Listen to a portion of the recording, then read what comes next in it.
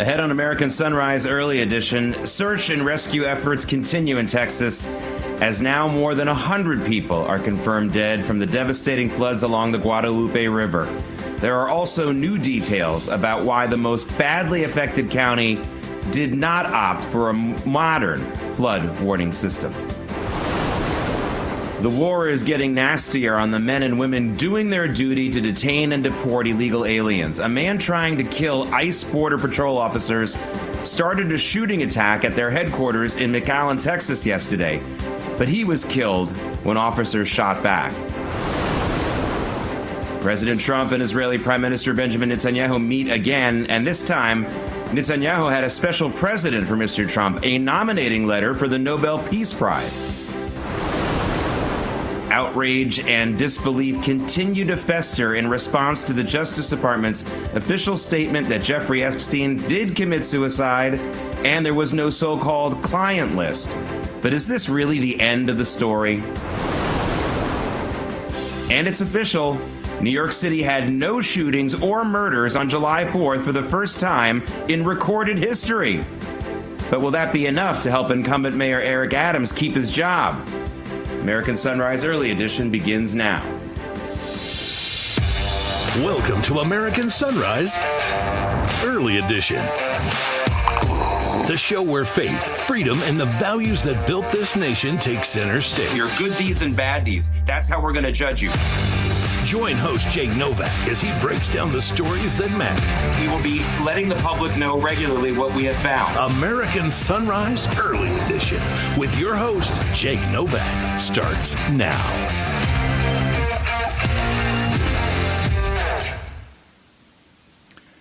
Welcome to this Tuesday here on American Sunrise Early Edition. I'm Jake Novak, and yes, it's true. They've checked all the records now. They needed a couple days to be sure. No shootings. No murders in New York City on July 4th. First time in recorded history.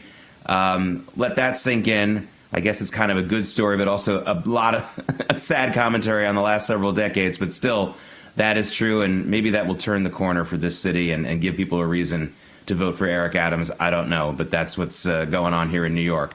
But we need to talk still about what's going on in Texas. Two major stories going on there. And helping me do that now is retired Lieutenant Colonel Larry Brock. He's also a candidate for the Texas State Assembly, and he joins us. He's on vacation right now, but wasn't just having fun yesterday. He walked the course of the Guadalupe River looking at some of that devastation. He's pretty close to the epicenter of that flooding disaster in Texas. So the first thing I need to ask you, you were there, you saw it. Give us some of your impressions of what you saw yesterday and your overall thoughts on, the story now that we're hearing that the most affected county in Texas, understandably, listen, everyone wants to save the taxpayers' money. There isn't infinite money going around in every county, but apparently they had a chance to get some more modern warning systems for floods. Don't know if that would have saved a lot of lives or not, but probably would have made things a little better.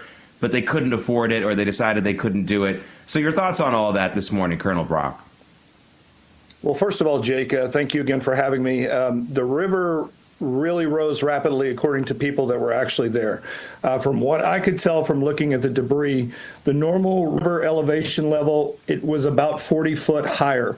That's almost impossible to calculate for. They say it was 2 feet below a bridge that was 45 feet above the water.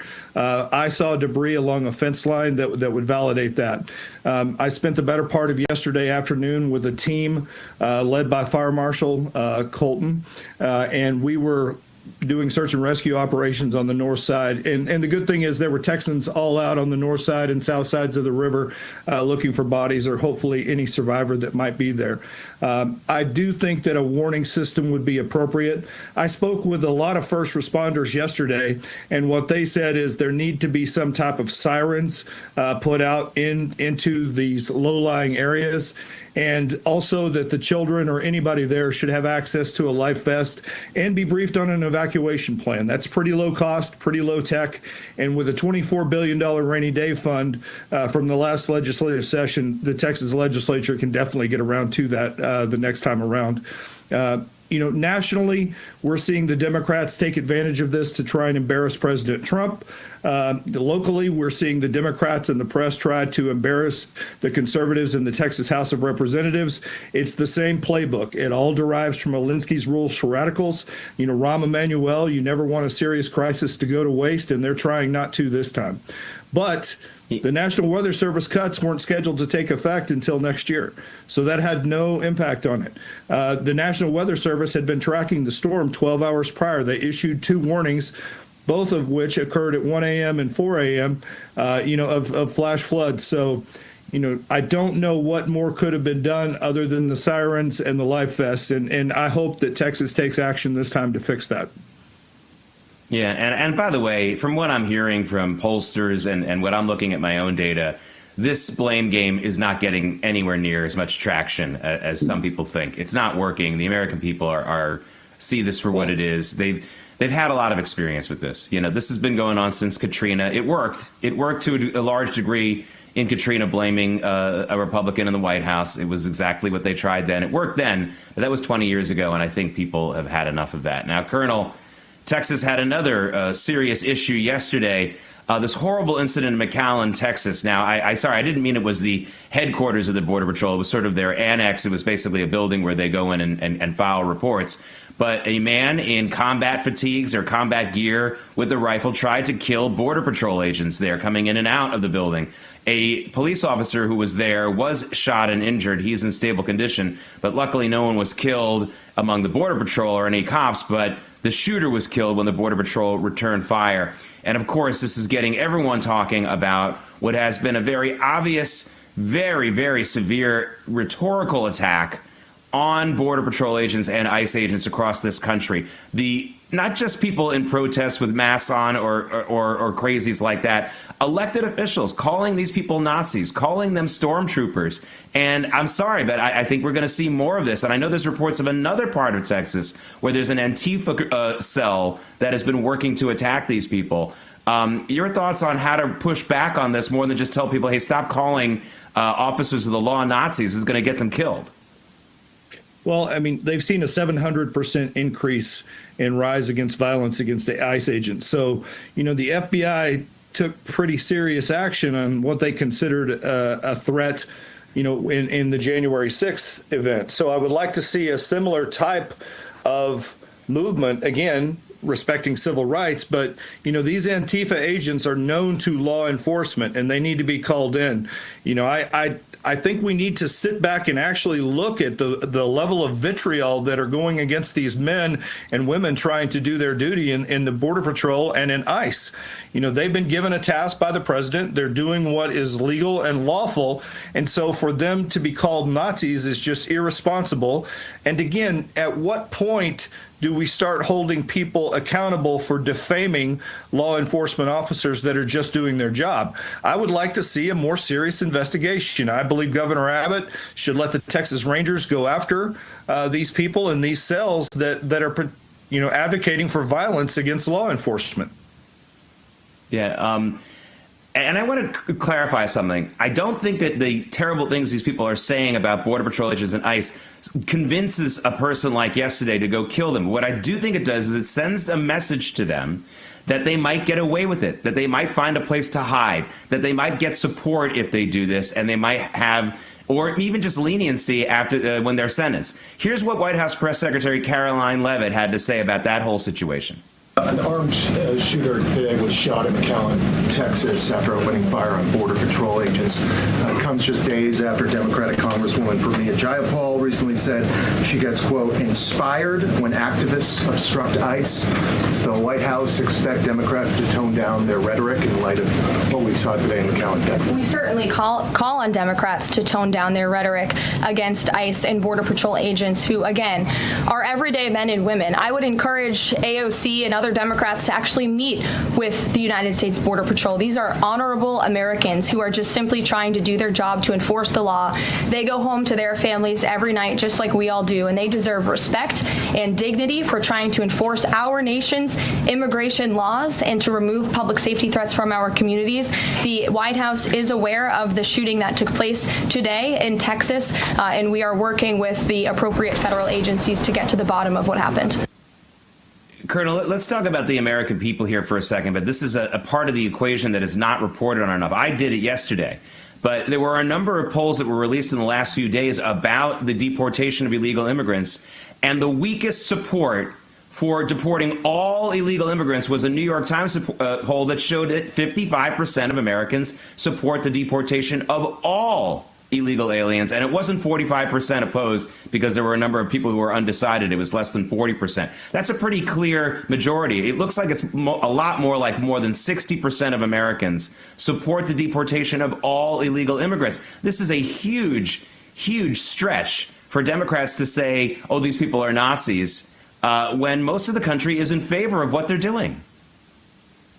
I absolutely agree, Jake. And especially in Texas, we're definitely for it as our systems, our schools are impacted by this. We see a party that takes an unpopular position all the time in the Democrats. And, I believe it was you that said one of President Trump's powers is to make them take the minority position again and again and again with the American people. We have got to basically stand up as a people and tell these groups that are advocating for violence, tell these groups that are calling them Nazis to stop, that they are executing the will of the people. Why is it that when we win an election, we suddenly get branded Nazis, yet when they win an election, we get told to stop protesting? I don't understand the difference, and I don't understand why the press isn't more honest in how it reports things. Well, they're also really lazy. I mean, sometimes people say, well, don't attribute to evil what is just stupidity, but it's also laziness. I can tell you that the talking points that we see in the mainstream media are distributed, they're sent out in emails by advocacy groups, and they just parrot it. And if you turn on the mainstream media at any given hour, they are not only doing the same story at the same time, but they're using the same buzzwords. Again, I worked in a lot of these newsrooms. I ran shows in a lot of these newsrooms, did my best to keep this kind of stuff out, but I can tell you, laziness, intellectual laziness. They show up for hours and they work hard. I'm from a physical standpoint. From an intellectual standpoint, not so much. Colonel Brock, I only have about 20 seconds left, but what do you think is going to happen going forward with this Jeffrey Epstein declaration, I guess, from the DOJ? I know it's getting a lot of people angry. I think it goes beyond just MAGA people. I think that a lot of people in the country are angry about this. Do you think that there is of course, peaceful. We want to stay consistent here. Of course, we want a peaceful response to this. But what do you think is the smartest response to what they've been I guess people feel like this has been shoved down their throats now. Jake, I've been thinking a lot about this, and I think it is entirely unacceptable to the American people that we have thrown two people in jail for trafficking someone that essentially the victims have been identified, the people that organized it have been identified, and yet the Johns, if you will, that participated in it are being protected and silent. That's not the way our republic is designed to function. And I believe the government is going to have to release some names. I believe, they'll do what they can to minimize the names. But, if President Trump was to actually release this list, I think it would definitely assist him, because we, the American people, deserve transparency on this. And I think we all feel like our leaders are on this list, our senators, our congressmen, and it's got to be exposed. There cannot be a protected class in a free and democratic republic. Yeah, it's as simple as that. I get the feeling that the fear of massive lawsuits, and we know how those things can tie up our country, might be playing a role in this. But maybe someone should just simply say, take the lawsuits. It'll embarrass you more than it'll tie us up. I think that might be an interesting strategy. We'll see where this goes. It's definitely not the end of the story. Lieutenant Colonel Larry Brock, thank you so much for joining us. Enjoy the rest of your vacation and all the fact-finding you're doing during that vacation. Thank you so much. Yes, sir. Thank you for having me on again. All right. If you think high mortgage rates are just an issue for the real estate market, think again. A little later, I'll look at how shrinking home ownership damages all of America's culture. This really has a lot of bad effects. And anytime anyone tries to cut government budgets, the statists always insist children will starve and die. You know that line. But this time, one state politician has outsmarted the doomsayers when it comes to school funding. That story and more when American Sunrise Early Edition comes right back.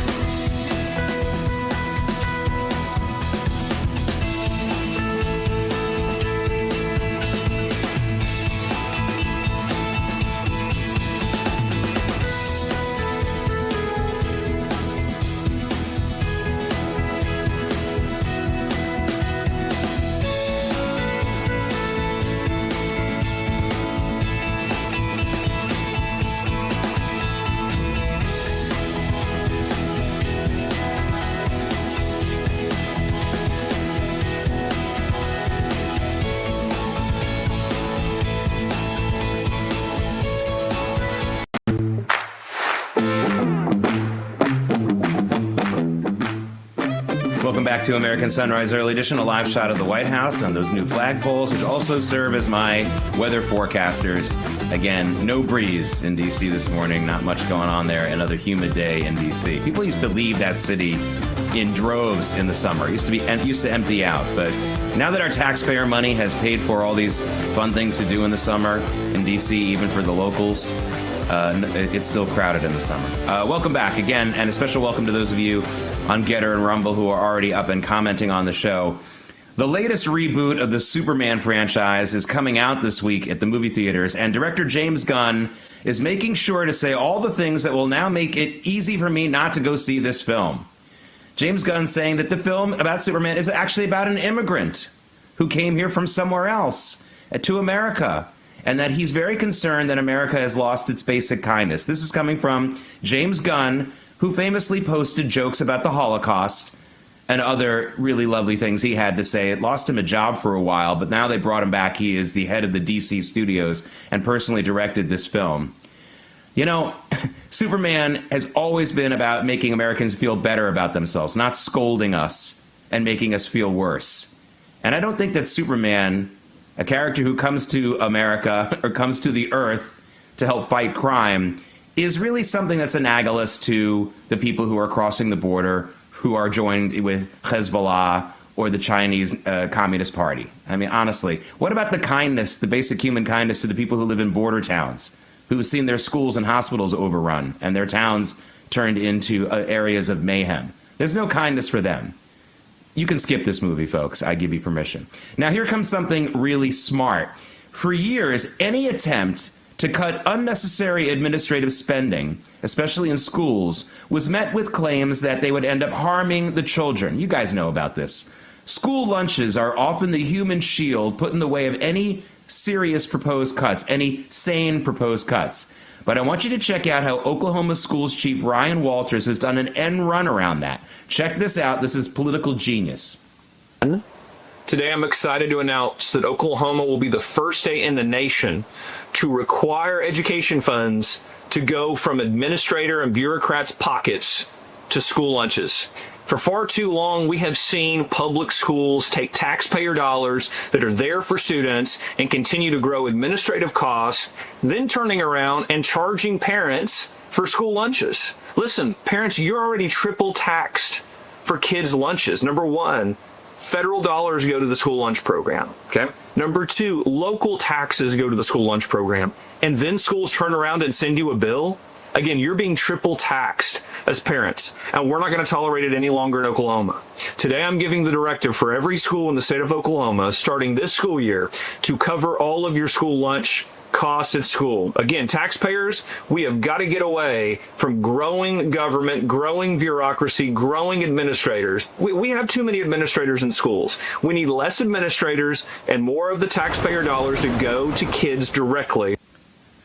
Okay, I hope you'll understand how brilliant this is. Look, what Ryan Walters wants, he's this Oklahoma schools chief you just saw in that soundbite. What he wants to do is cut the administrative budgets of the schools in Oklahoma. But he knows that if he says, I want you to cut the budgets, those schools will come back to him and say, well, we can do that, but if we do that, we're going to have to charge parents more for school lunches. So they immediately use school lunches as a human shield, even though that has nothing to do with the administrative costs he wants to cut. So he did an end run around them. He started with the school lunches. He started talking about how he wanted to take that cost away from parents, and they're going to have to take that cost out of their own administrative budget pockets. He went to that human shield that they would have used and took it away from them. This is really, really smart. Now, controversy over school lunches in America is nothing new. This has been going on since at least the late 70s. The biggest controversy happened in 1995 when then House Speaker Newt Gingrich pushed for what was called block grants to go to the schools instead of specific funding for school lunches. But this has been a battle for a long time. Finally, someone has been smart enough to beat them at their own game, and Ryan Walters is going to join us on this program tomorrow. I don't know if he came up with this idea himself or if he had a really, really smart person working for him, but understand, this is the way to get around the human shielding strategy that Democrats have been using and statists have been using for years to protect their personal budgets. They use children as human shields, but if you go to the children first and talk about supporting them first when you want to cut an administrative budget, you can win. I'm going to be following the story very closely. Okay, if you're stressed out about back taxes, maybe you missed the April deadline or your books are a mess, don't wait. The IRS is cracking down. Penalties add up fast, 5% per month, up to 25% just for not filing. But there is help. Tax Network USA can take the burden off your shoulders and stop the spiral before it gets worse. They've helped thousands of Americans, whether you're an employee, a small business owner, or haven't filed in years. Messy books? No problem. They've seen it all and know exactly how to clean it up.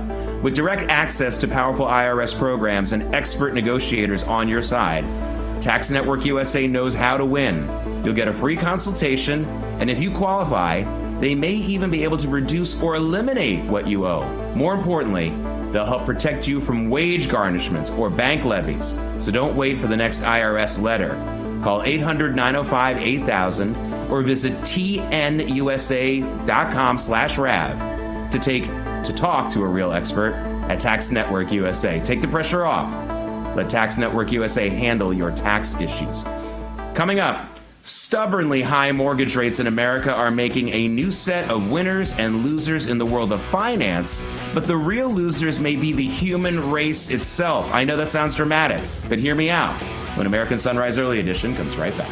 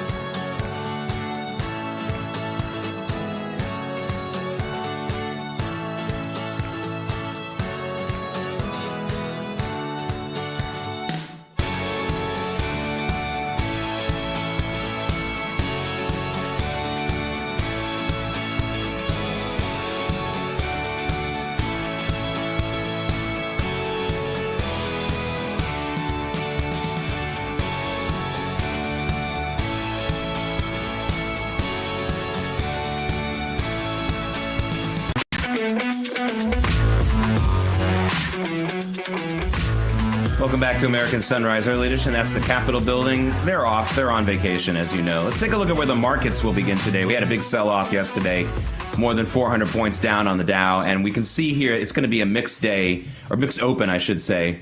And we're seeing, mostly up arrows, but still down for the Dow. Crude oil flat at 67. Let's look at Bitcoin. And I checked it a moment ago, and it's still in that window. Yeah, 108,900, still at the upper end of the window. Been stuck between 104 and 110 for a long time. If you think what Elon Musk is doing with his new America Party is annoying to you, imagine how Tesla investors are feeling. Actually, you don't have to imagine it. They're telling us in the way that they're selling the stock. Tesla shares were down more than 7% yesterday.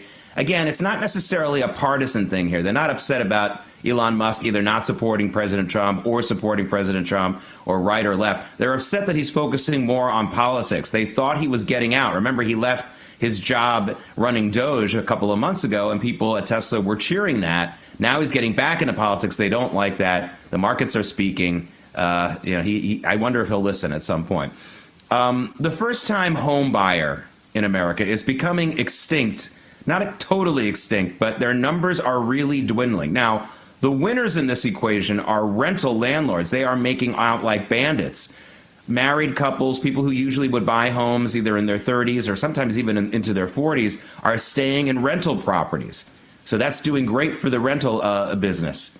But it's not great for the rest of this country. I'm not here to make real estate agents selling houses more money this morning, but I am here to tell you that when people don't become homeowners in America, it hurts the economy in other ways. People don't go to Home Depot, stuff like that. There's other businesses that hurt. But it also hurts our childbirth rate in this country. People don't start families or don't start larger families.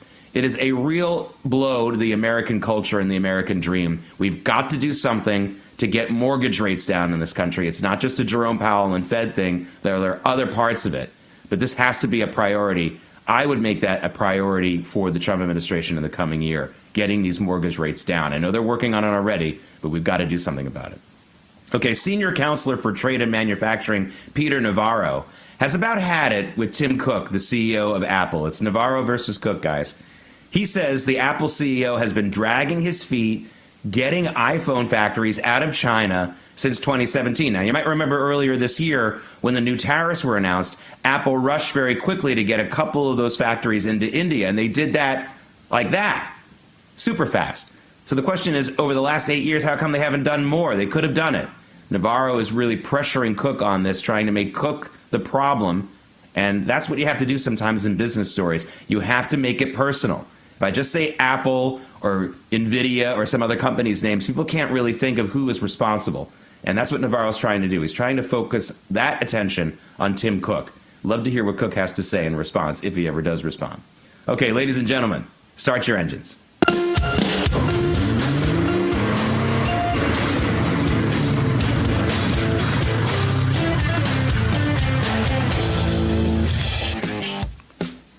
Hey, it's Moving America, sponsored by Artillery Tea Company, artilleryteaco.com.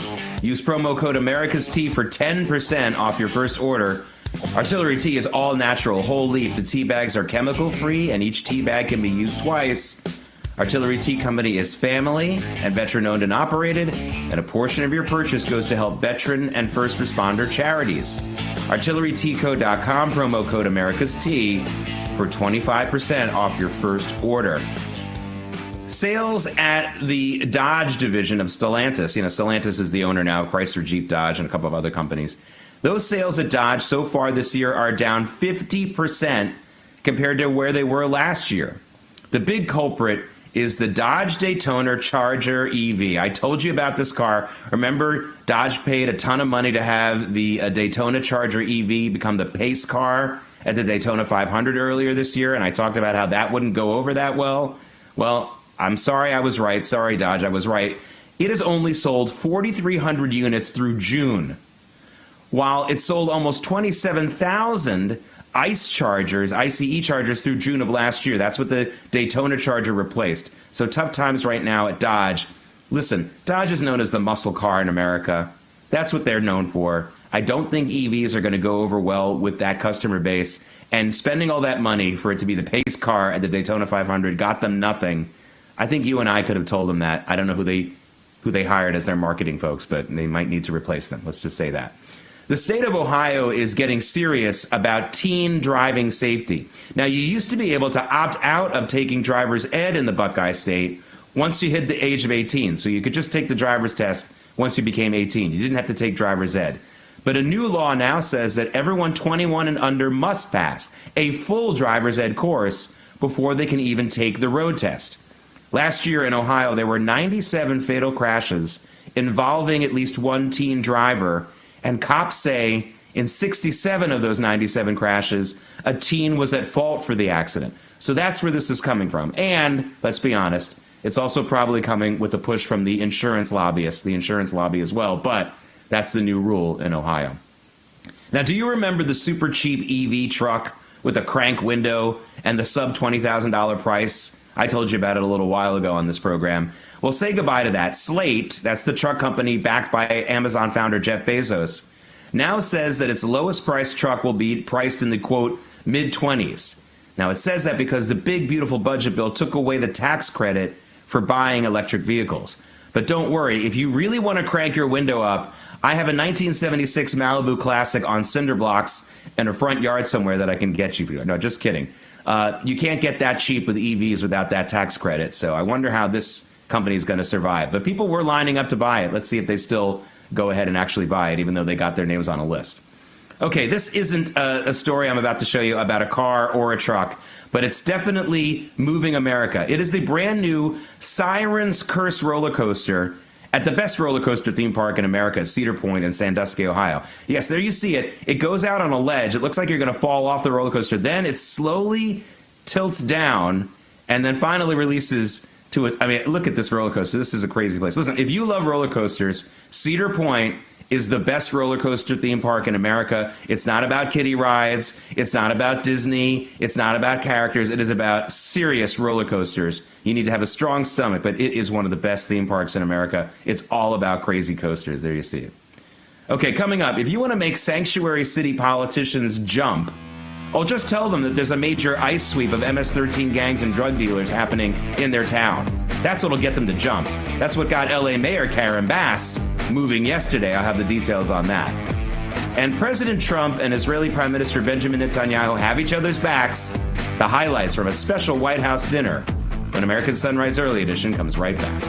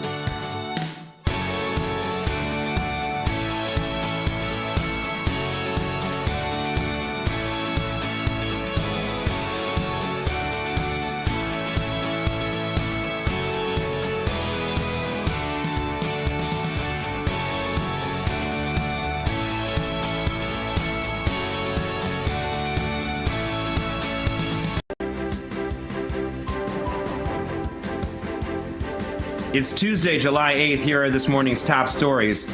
Search and rescue efforts continue in Texas as more than 100 people are now confirmed dead from devastating floods along the Guadalupe River.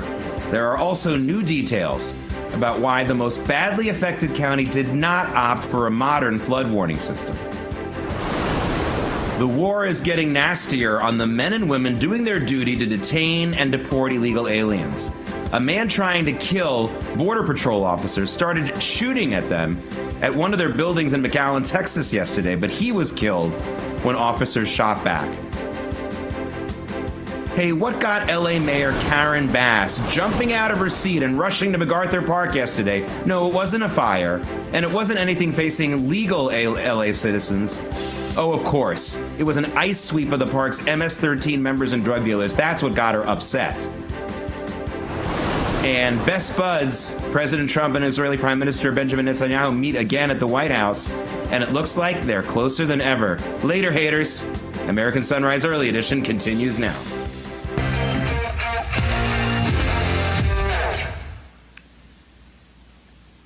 Welcome back to this Tuesday here on American Sunrise Early Edition. I'm Jake Novak. Thank you so much for joining us. Also joining us right now, Republican strategist and investor A.B. Sachs. A.B., I want you to check out this commotion yesterday at LA's MacArthur Park. This started to develop around a little bit, I guess, the late morning in Los Angeles, where a bunch of people started to protest. They came, of course, this is the Newsweek headline I just showed you there. They started to protest when ICE went into MacArthur Park, which is a notorious place where homeless illegal aliens, other illegal alien gangs operate. There have been so many complaints that I've read about in the LA Times, by the way, which is not a favorable to Trump newspaper, about how bad MacArthur Park is. ICE goes in there to try to sweep these people out, and Mayor Karen Bass stops what she's doing. She rushes, remember, this is the woman who was away on vacation when the LA fires were raging, and rushes to the park to try to stop them. I can't think, AB, of anything that is more indicative of where we are now politically in America, where not only do politicians speak out for issues that Americans don't support, but they physically get off their butts and rush to the scene. It's just incredible. Yeah, it is incredible, but sadly become a little bit predictable. I guess this is a negative form of what when they say all politics is local. A little bit of that because obviously we know that LA County, where LA City is located, is probably the largest county in America for illegal immigrants. But there's also obviously the national aspect. We know that national Dems in particular have made this one of their central issues. Number one, not only to oppose Trump at all costs, but to to basically allow any kind of illegality in when it comes to immigration. Kudos to President Trump and the Trump administration for doubling down. Past administrations could have very easily, gotten spooked, tried to, cut a deal, especially after the protests and the initial resistance for the National Guard coming out. The Trump administration saying, no, we're going to be rational when it comes to legal immigration, of course, and be based on American need, but illegal immigration, especially these big congregations, we're not going to stand for that. So Karen Bass can do what she wants, but it looks like President Trump and the American people are committed to fighting this illegal immigration scourge. Yeah, and you know what? I think, listen, we're hearing some stories floating around that there's some kind of amnesty deal being considered by the administration, and we can complain about that all we want. We certainly have a right to do that. But one of the things that I like to remind folks, and this is true of all political issues, if you don't support and show your vociferous support for the things that you like enough, then don't expect the politicians to continue to do them. And when you see something like this, the polls all show, again, a clear majority, even in the New York Times poll, a clear majority of Americans supporting the deportation of all illegal aliens, not just the ones who also commit additional crimes. The clear majority of Americans want to see all illegal aliens deported from this country, and that includes the ones in MacArthur Park. And it's as simple as that. This is a stupid hill for the Democrats to die on, but it's only a stupid hill if the people who support all these deportations make it clear that we support them. Now, another thing we need to support are the border agents and the ICE agents who are doing this. And it's kind of a protest that we keep seeing against these Border Patrol agents and ICE agents, which is leading to what I think happened yesterday in Texas. A man with a rifle and in combat gear tried to shoot up a Border Patrol office in McAllen, Texas. Now, the agent shot back and killed him before he could kill any of them. A police officer who was on the scene was shot, but is in stable condition. AB, this is not only, I think, a result of these politicians calling Border Patrol agents Nazis, etc. Remember, Joe Biden himself, when he was president, lied and said that Border Patrol agents were whipping people on horseback. Remember that lie? So that's definitely a result, but it's also maybe a result of people like us not supporting these folks enough. We need to let people know that that we support this more than just when we talk to a pollster. I think that this goes both ways. Yeah, that was shameful. I do remember that when they just invented the lie, and it was a lie, and they had no evidence for it, that the Border Patrol officer on horseback was whipping somebody when he was just turning, and it took, a long time for them to kind of clear him, and it was gone from the headlines. For sure, we have to show our vocal support for this, and this is actually, to some extent, obviously an extension on the first topic that you mentioned regarding Los Angeles. The Democratic Party, today's Democratic Party, is one that puts its most hardcore activists on a variety of issues. They cobble together a coalition, and they put that into that's controlling their party more than it ever has before. Obviously, Karen Bass is sort of an establishment politician. She presents one face of it. The people who are doing this, and I was reading earlier last night, I should say, from Andy Ngo, that they've arrested 10 Antifa members. I don't know if it was in regards, I have to double check, in regards to this particular shooting or in regards to another one in Texas. 10 Antifa members. This presents a political opportunity for the Trump administration to continue cracking down, and presents an opportunity for us as citizens to yell and scream that we support this. It will have so many salutary effects, whether it's on higher wages, whether it's on lower crime, whether it's on better social cohesion. So we absolutely have to raise our voice and say we support the men and women of law enforcement, particularly Border Patrol and ICE, and cracking down on this illegality that has so many negative effects on society. AB, I want you to, let's move on to going back to Washington. I want you to check out this exchange between President Trump and Prime Minister Benjamin Netanyahu yesterday, because this was not expected. Check it out. As an extraordinary team, and I think our teams together make an extraordinary combination to meet challenges and seize opportunities. But the president has already realized great opportunities. He forged the Abraham Accords. He's forging peace as we speak in one country and one region after the other. So I want to present to you, Mr. President, the letter I sent to the Nobel Prize Committee. It's nominating you for the Peace Prize, which is well deserved, and you should get it. Thank you very much. This I didn't know. Well, thank you very much. Coming from you in particular, this is very meaningful. Thank you very much, baby. Thank you. Thank you for everything you're doing. Thank you. It's a great honor.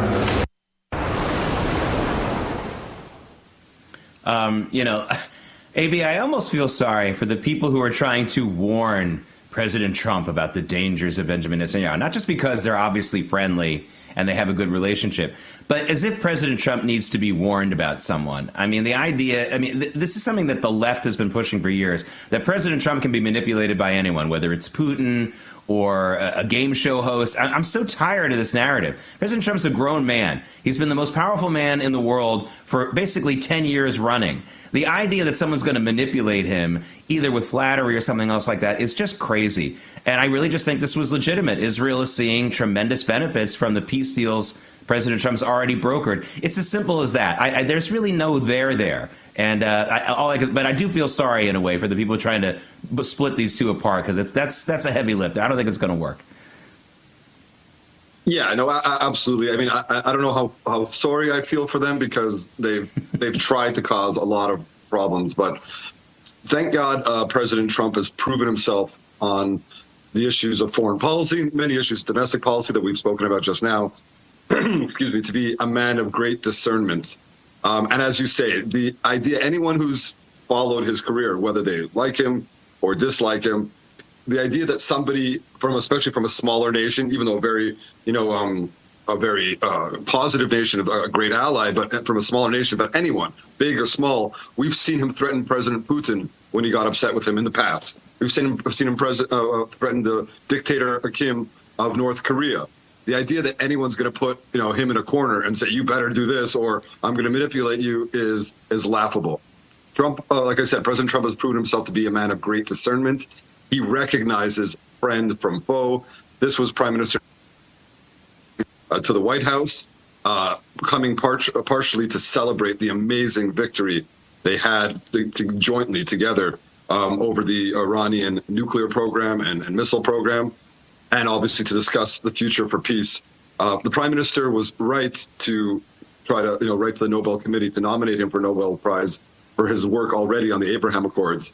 It was also a smart political move on his part because, it's always smart to be kind to your greatest ally, but it was right on the substance. And, hopefully this amazing cooperation continues between these two great allies. Yeah, I mean, I think that, listen, Prime Minister Netanyahu was never going to miss a chance to visit the White House and do these kinds of things and say these kinds of things. But if you remember earlier this year, when Volodymyr Zelensky came to the White House and wasn't congratulatory enough, wasn't warm enough to the president, it became a big issue. It's just clear you have to show this. I mean, the American taxpayer needs to be advocated for not only financially, but also politically and in a cultural way. And this is important. We just don't like seeing people who aren't appreciative get our money and get our support. It's as simple as that. A.B. Sachs, I appreciate you coming on this program. Thank you so much for getting up early and joining us. Have a great rest of your week. You as well, Jake. Great to be with you again. All right, coming up, a terrible inconvenience for travelers all across America is finally over. David Brody and I will discuss when American Sunrise Early Edition continues.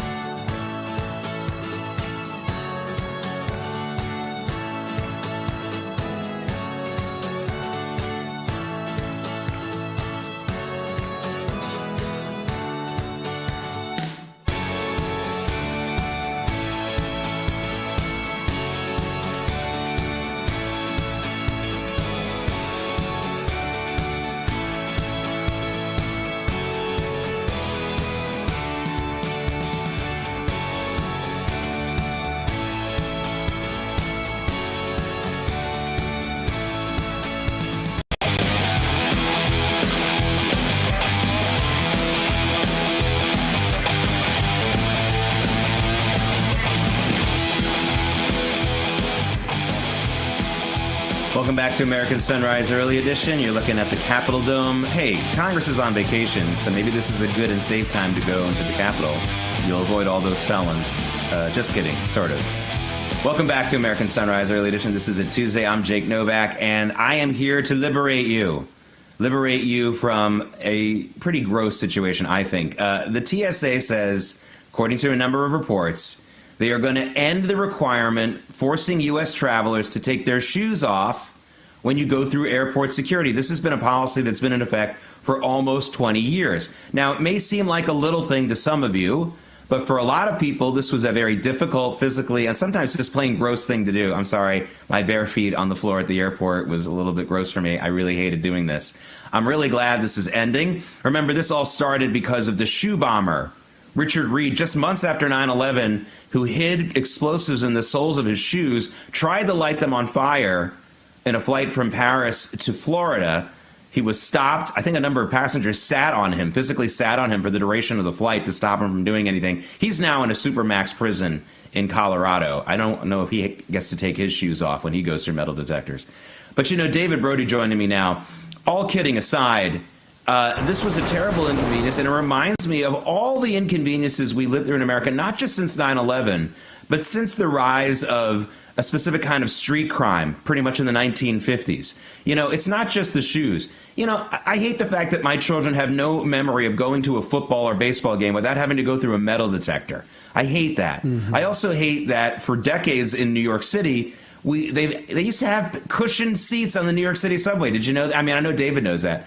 They used to have cushioned seats, and then the hoods in the 50s with switchblades took at those seats, and now everyone has to suffer sciatica sitting on the subway. It is really frustrating to see how one, or sometimes just one, but just a few people inconvenience everyone else, and we have to wait for technology to get so sophisticated for us to live a normal life again, David. It's such a good point, and not to get too deep with this, but, sin wrecks society, right? And so when you have sinful acts, look at what happens in society. I mean, it kind of goes hand in hand if you think about it. But I hasten back, whatever.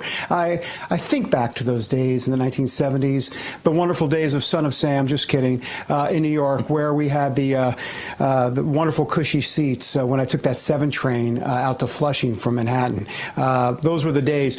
But, in terms of the TSA and the shoe situation, I really never quite understood it. And yes, okay, got it. I understand why they did it like on a PDF document, right? I get that part of it.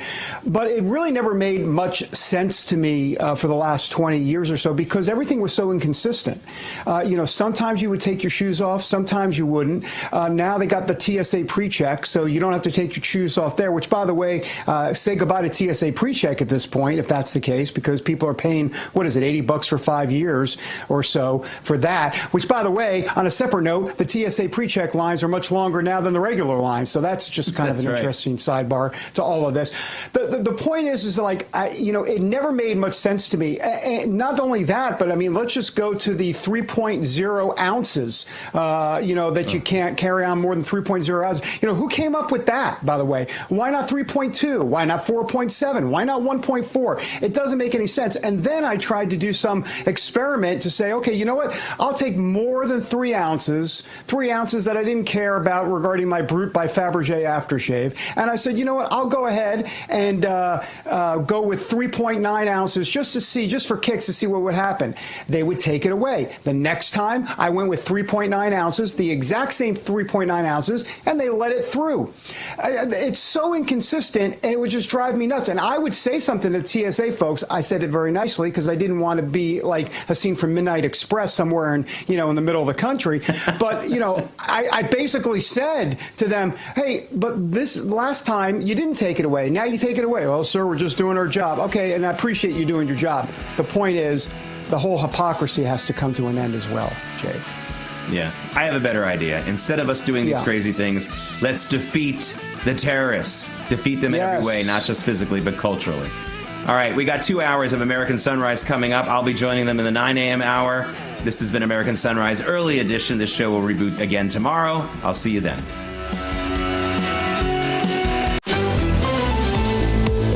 American Sunrise is a great way to start your morning. Join us Monday through Friday from 8 to 10 a.m. Eastern Time. We've got the news of the day and some compelling interviews that you don't want to miss. Here's what you missed from yesterday. It's not a good morning. I think our hearts are hurting.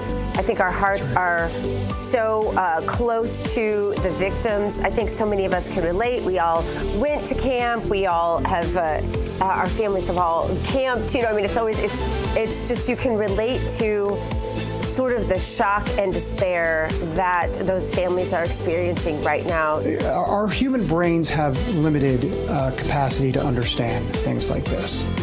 And so we're going to get into the faith aspect of this a little later on. But the truth of the matter is that we're not going to know the answers, probably, this side of heaven. God is listening.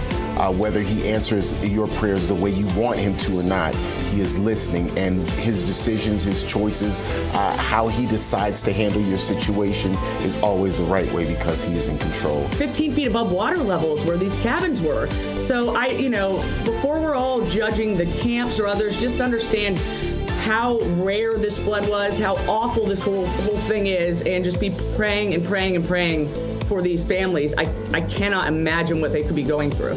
It's hard to describe. It's hard to quantify. If you haven't seen raging rivers, if you haven't seen a tidal wave of water and what that can do, it's just hard to imagine. And the devastation, as a dad of 3 young girls, your heart just breaks. It just breaks for the community. And so that's just my biggest thing, is just keep praying for this community. I don't know how you put that back together. Whether they're in Texas, whether they're dealing with this tragedy directly, or whether they're watching from afar, would be reminded that we need to have faith in something that is eternal and something that never changes, and that something is a someone, the person and work of Jesus Christ. You talked about your 3 daughters. I'm a girl dad. I have 2 daughters. My daughters have gone to camp right here in Hunt, Texas for a decade. Just last week, we picked our youngest daughter up from camp right here. It was just a few days before this flooding occurred. And so as we're watching this, and look, the kids that go to camp here come from all over the state. So we have friends and neighbors whose girls were at Camp Mystic. We have classmates of my daughters at school who are 3rd graders who were either killed or are still missing. And it's not the way it's supposed to work.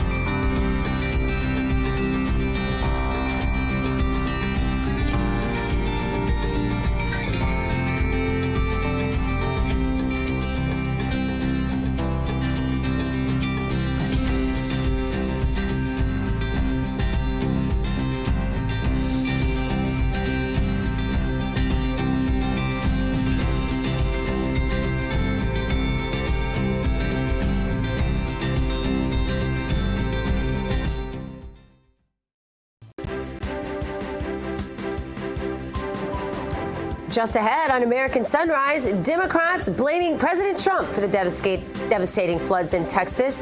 Do the facts back that up? We'll dissect. Plus, President Trump met with Israeli Prime Minister Benjamin Netanyahu at the White House as ceasefire negotiations with Hamas continue. Will there be a deal? We have the latest. And finally, the director of the new Superman movie, James Gunn, says the film is about immigration. So much for truth, justice, and the American way. Will Hollywood ever learn their lessons? We have those stories and so much more as American Sunrise starts right now. Good morning, America. Welcome to American Sunrise. Whether it's culture, We have breaking news to share with you. politics, President Trump is joining us live now from Florida. we've got you covered. This is what it looks like to be a patriot. We have to protect the American family. The American dream is still alive. I'm David Brody. I'm Terrence. And I'm Dr. Gina. Good morning, everybody. I'm Dr. G. We are live with you from the Palm Beaches. Let's bring in David Brody. He's in Washington, D.C., and T. Bates in our Denver newsroom. Good morning, gentlemen. Good morning, Gina. Good morning, T. Dr. Gina and David. So much to talk about, guys. I don't know about you, but my house, that's all we're talking about is the situation there in Florida. The death toll now up to even more than 100 people. Yeah, in Texas. I'm sorry, Texas, yes. The death toll there up to more than 100 people, 104 specifically at least. Recovery efforts, of course, are continuing, and President Trump is expected to visit Texas probably on Friday, of course.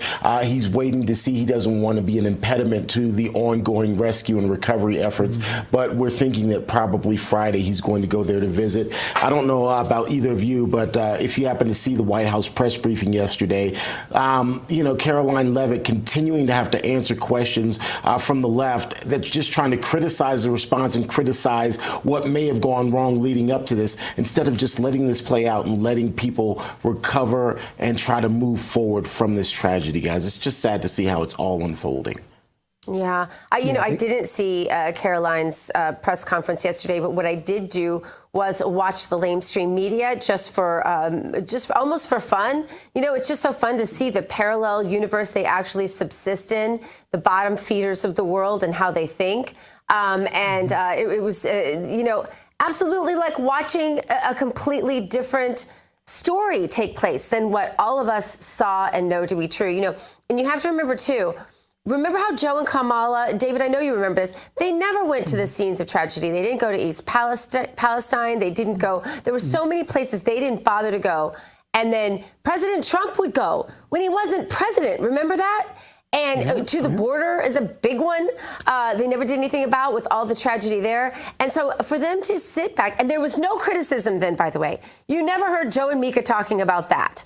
But now that it's President Trump, the tables have turned, and now they criticize. He can't do right? If he goes, they'll criticize. If he doesn't go, they'll criticize, David.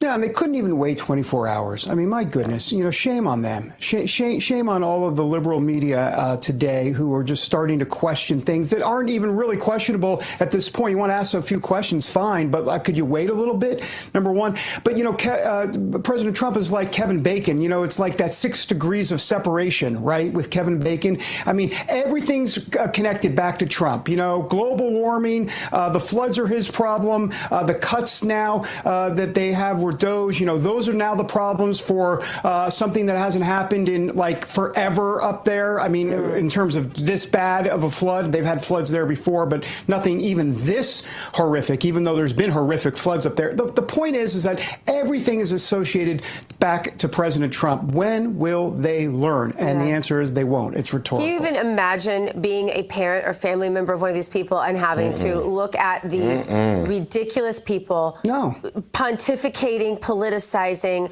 all the rest of it? All right, well, let's get to today's Bible verse. It's from 1 Corinthians 13:12. For now we see in a mirror dimly, but then face to face. Now I know in part, but then I shall know just as I also am known. Great reassurance from our Lord and Savior, Jesus Christ, in the Bible right there. Democrats have been blaming President Trump, as we said, and Doge for the deadly floods in Texas. Senate Minority Leader Chuck Schumer calling on the Commerce Department to open an investigation to see if Doge cuts at the National Weather Service stations impacted the situation. But this is how White House Press Secretary Caroline Leavitt responded to the claims after RAV's own Brian Glenn asked the question. Take a look. I do think those comments are depraved and despicable, especially when so many Americans are mourning the loss of their children. The National Weather Service, as I said, did its job. Many experts, many meteorologists have said that. Many of you in the media, in all fairness, have said that as well. Unfortunately, not all. And many Democrat elected officials are trying to turn this into a political game, and it is not. This is a national tragedy, and the administration is treating it as such. We know the National Weather Service provided early and consistent warnings. They gave out timely flash flood alerts. There were record-breaking lead times in the lead up to this catastrophe. There is ongoing flood monitoring, and these offices were well staffed. In fact, one of the offices was actually overstaffed. They had more people than they need. For more, let's bring in Missouri Congressman Mark Alford. Congressman, you know tragedy. Missouri, my home state, we have tornadoes, we have floods. Yeah. We've had some really bad floods in Missouri. And you know, if anything, it seems like the warnings today under the Trump administration, if they really want to push it to there, if the left really wants to make us discuss this, are better and more efficient than anything. Government as a whole is functioning better, don't you think, Congressman, under President Trump, and more accountably and more authentically, I might add, than it ever has under Democrat or really even recent Republican administrations? Well, Dr. Gina, David, and Terrence, thanks for having me on. Yeah, it is working smoothly. It is more transparent than any administration I've ever seen in my lifetime. Look, I grew up down in the Houston area. We used to go on the Guadalupe River every summer to vacation. I know this area well. It is prone to flash flooding. The warnings were there. The National Weather Service in New Braunfels, not too far from there on the Guadalupe, downstream actually, was staffed up ahead of time knowing that a storm like this was coming. At about 1 in the morning, or 1 in the afternoon the day before, they issued the first flash flood warning. And then again at 1 in the morning, that morning of the flooding, they issued another warning. Look, there may be problems that need to be fixed along the river. There was not adequate cell phone service. I don't know if anyone had a national NOAA radio that could have gotten those alerts. And it is so unfortunate that these young people died, and really everyone who died along this flooding route along the Guadalupe River. But to place the blame on the administration and President Trump, it is just a further signal of the woke left Democrat numbskulls who want to blame Trump for everything. It is a sickness, it is a disease, and it's manifesting itself with this blame game. Amen to all of that, for sure. Congressman, there's so much to get to. I want to get to what's going on between Benjamin Netanyahu, of course, is in Washington, met with President Trump yesterday. They had dinner, and he surprised Trump with this formal Nobel Peace Prize nomination during an historic White House meeting. And then during this meeting, President Trump was asked about sending more weapons to Ukraine. Will he send more weapons to Ukraine? And this was his answer. Take a look. President, are you planning to send more weapons to Ukraine? We're going to send some more weapons. We have to. They have to be able to defend themselves. They're getting hit very hard now. They're getting hit very hard. We're going to have to send more weapons. Yeah, defensive weapons primarily, but they're getting hit very, very hard. So many people are dying in that mess. MAGA probably not signing up for this specifically, so I'm curious to get your take, though his call with Putin just, a couple days ago or so, really was not a good one at all, and now Putin's going on the offensive this summer, so things are changing here a little bit.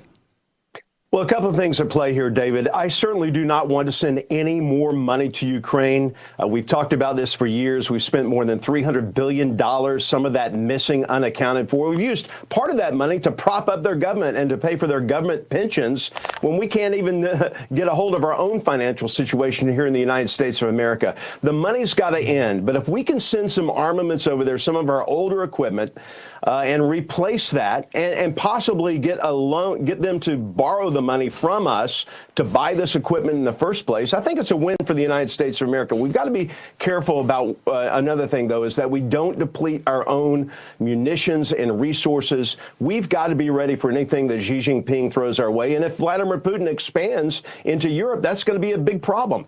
NATO is very concerned about this. I told you we were on a trip a couple of months ago to Denmark, Sweden, and the Netherlands. They are very concerned. Estonia, Latvia, all these countries that border Russia are very concerned that Putin, if he is successful in his aggressions towards Ukraine, is not going to stop there. So we have to be ready. I think the president's got a tough decision to make, but I know the folks in my district do not want any more money going to Ukraine, and I agree with that. Yep. Congressman, before we let you go, do want to talk about the one big beautiful bill. You and your colleagues got it over the finish line, got it onto President Trump's desk, signed and into law. But what happens next? The last time we talked about the possibility of a couple more reconciliation processes to potentially add or change the bill. What would you like to see added or changed or tweaked in the bill? What happens next? Well, look, we have two more shots at this, two more bites of the apple of reconciliation. You can do 3 packages in a term of a Congress. And so we have got another, year, almost 2 years to get something done, year and a half anyway. I don't know exactly what would fit into there. What I'm really concerned about right now, Terrence and Gina and David, is the appropriations process. I'm on the Appropriations Committee. We start our August break where we come back home and work in the district. We only have 8 days, 8 legislative days until we do that. And so we've got 5 appropriation bills passed out of the committee. We have 7 left to go. We're going to go back and hit the ground hard under the direction of Tom Cole, our chair, and try to get as many as we can done. But we do not need another continuing resolution. I fear that's what we're headed towards. We're still operating under a budget that's several years old now. We've got to make these spending cuts, all these DOGE suggestions that we are now taking to heart, and we are making these hard cuts in these committees to reduce our spending. We've got to get under this new spending plan and not rely on another continuing resolution under the old spending. Yeah. Congressman Mark Alford, thank you so much for being with us today. My pleasure. Thanks, Congressman. All right. Coming up, Thanks, we check out the latest headlines from the Wrap Newsroom with T. Bates. And later, we have looked at the tragedy in Texas from a response and recovery angle. What are the people saying? We have some heartbreaking stories just ahead on American Sunrise.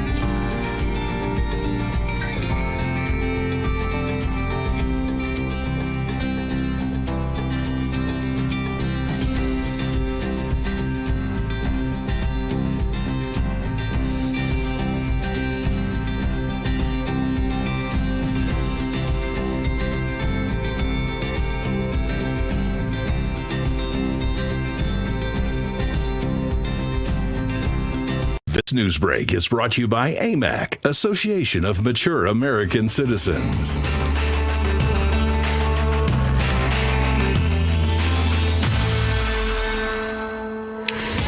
That is the U.S. Capitol. That would be Washington, D.C., and the Senate is back today. The House is off, but the Senate back in session later this afternoon. Welcome back, everybody, to American Sunrise.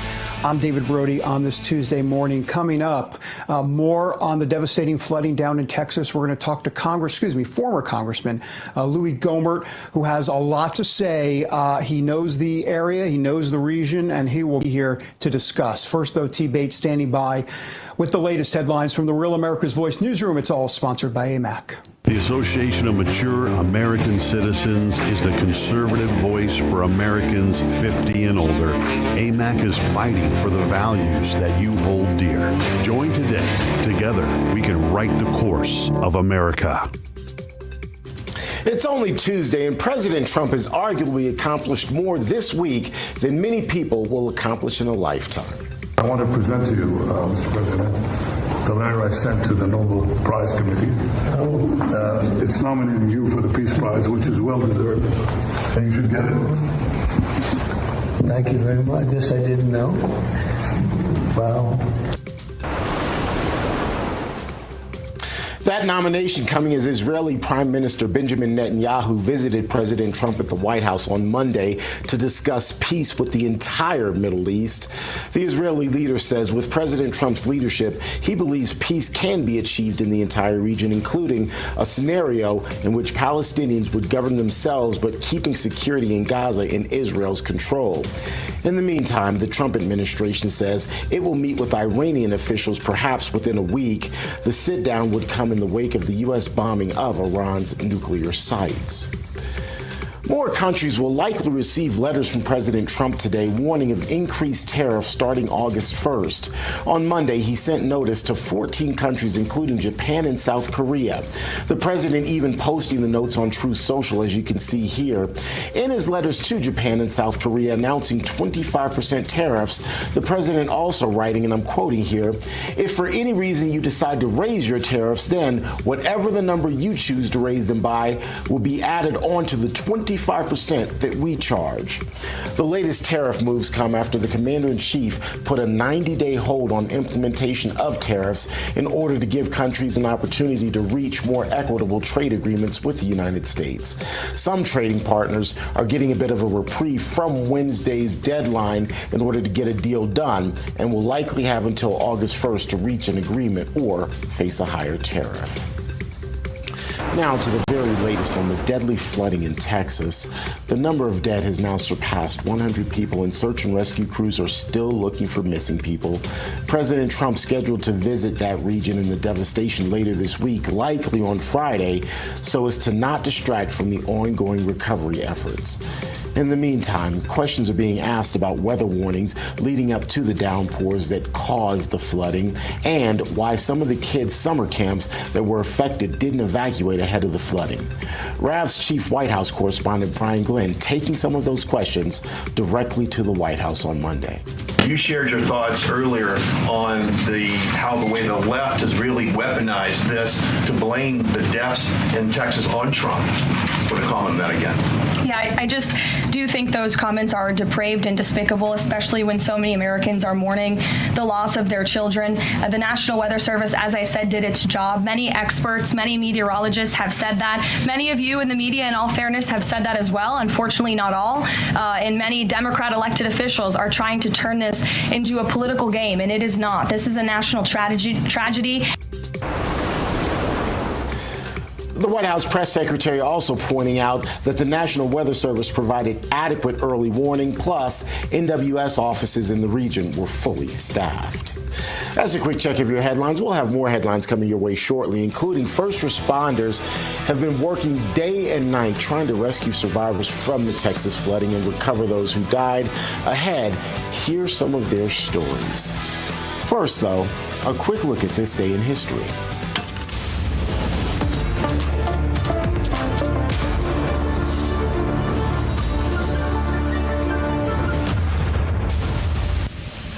It was on this day in 2011 that Space Shuttle Atlantis was launched and was the final mission of the U.S. Space Shuttle program. All eyes are now glued on NASA's next steps as President Trump's Space Force begins to take shape.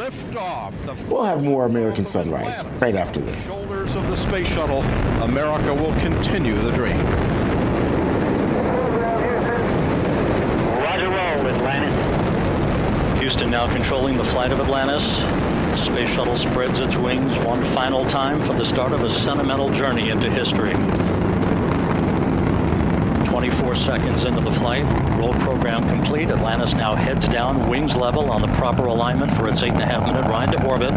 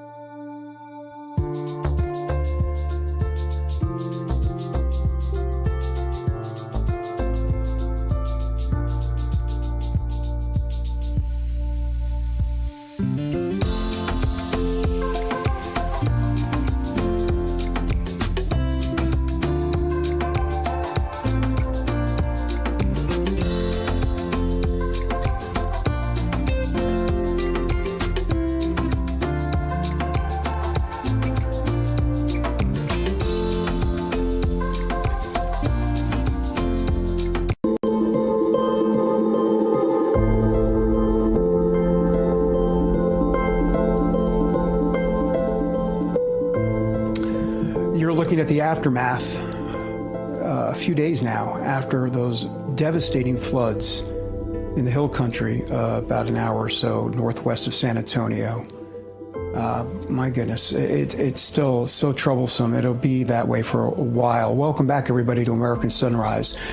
So the recovery efforts continue in Texas after those devastating floods. Death toll now standing at 104, 28 of them children.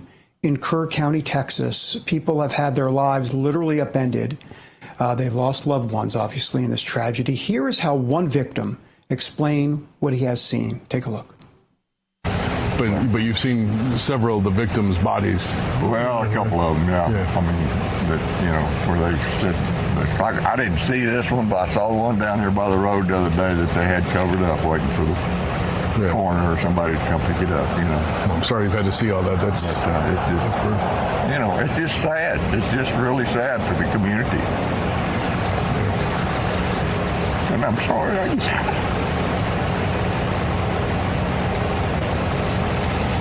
I'm trying not to do that, but no, man, totally understandable. Real. For more, let's bring in former Texas Congressman Louis Gohmert. Congressman, you love your state. You love the people of your state. Talk to us about some of the emotion that has gone on for you in the last 72 hours and what you can tell our audience about this just unspeakable tragedy. Well, it's just horrific. And most everybody I know knows people that send their kids down to Camp Mystic and down into this area. It's such a gorgeous area, and so many of us have floated the Guadalupe River and taken our families in these areas, and it's a beautiful area, but it was just a convolution of circumstances here, and it was not the fault of any administration, and it was just a perfect storm, as some, like from the National Weather Service and the National Oceanic and Atmospheric Administration had pointed out. It was a perfect storm. You had remnants from Tropical Storm Barry coming up, and they knew that it was going to be combining with another weather element there and create a storm. So they put extra people on. That was not an issue. But what they didn't foresee, and it's weather. How can you know exactly what it's going to do? They knew it was going to be putting rain in the area. And you got to understand, there are a number of rivers in this area. And if you miss exactly forecasting where the rain is going to fall, well, then it could be two rivers over, two river basins over, that it's going to flood. And what they didn't foresee is that this storm center system was going to linger in this area that would flood the South Fork of the Guadalupe River. And so, they put out a general flash flood, but not in the Kerrville area, not down in Camp Mystic area, because they didn't see that. That was earlier in the evening, but then it was after midnight, 1:14 or so, before there was a flash flood. But that's different. We get flash flood warnings around here, and they say if you're in a creek area or river area, go to higher ground. But that's different from a river flood warning, and that didn't come until 3:14 a.m.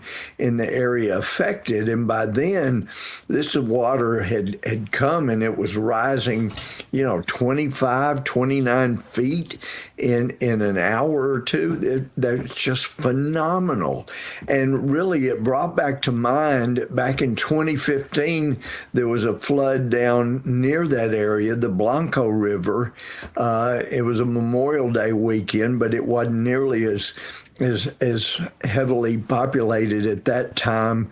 But 13 people were killed. And again, it was just this mass body of water. And to the point, Obama had been president for 7 years and about at that time, but there was no reason to blame the Obama administration for the weather or for the staffing.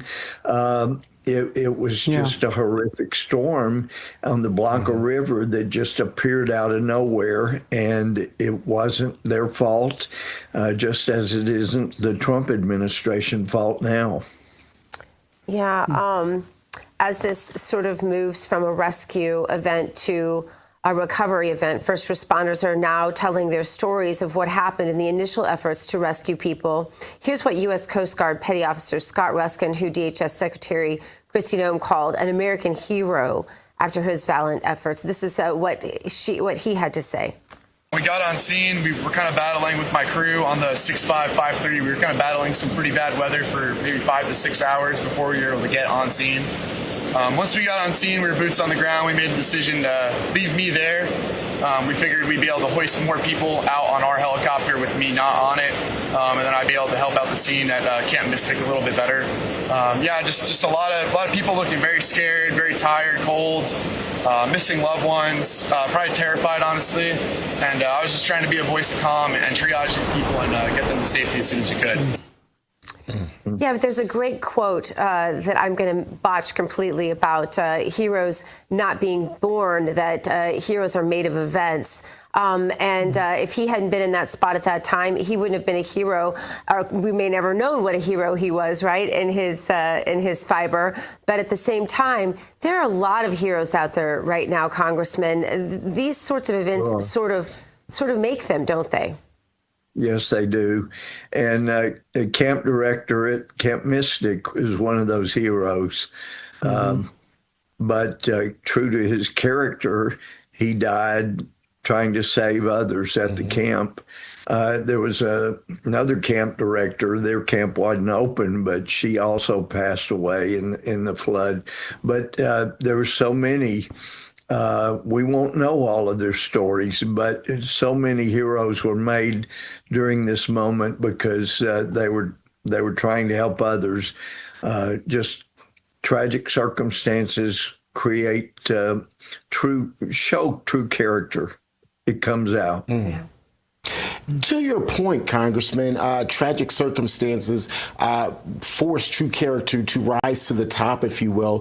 Talk about some of the stories you've heard. Talk about the spirit of your fellow Texans when these sorts of tragedies happen, in terms of communities coming together to rebuild, to show what I like to call that American exceptionalism, that real patriotism where we come together and despite the circumstances, rise above it.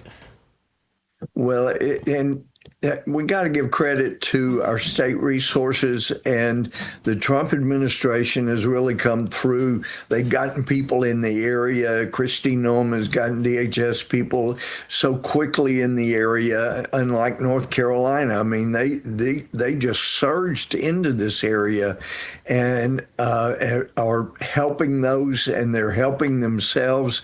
But it's what we do. We saw it with hurricanes in the past. People are out there helping themselves, helping others, and but it sure makes a difference when you have the resources that are coming in the way. The Coast Guard and the emergency services here in Texas have also just surged up. It is really making a difference. It's just, there's so many people, you couldn't thank them all. They're out there, and if you've ever been in anything like this, where you're digging through debris and it's hot and it's humid and it's miserable, it's not fun work. And you wouldn't think, oh, well, these are heroes, but they are. They're digging through, they're sweating through everything they've got, but they're still looking and hoping, and that's their hope that springs eternal in the human breast. They're still holding out hope that some of those that haven't been found may be found and have some life in them. So the search goes on and the work goes on, and they will rebuild. It's such a gorgeous area. Louis Gohmert, thanks for being here, and honor, and we appreciate you spending some time with us this morning. Thank you. It's great to be with you. Thank you for putting a proper focus on it.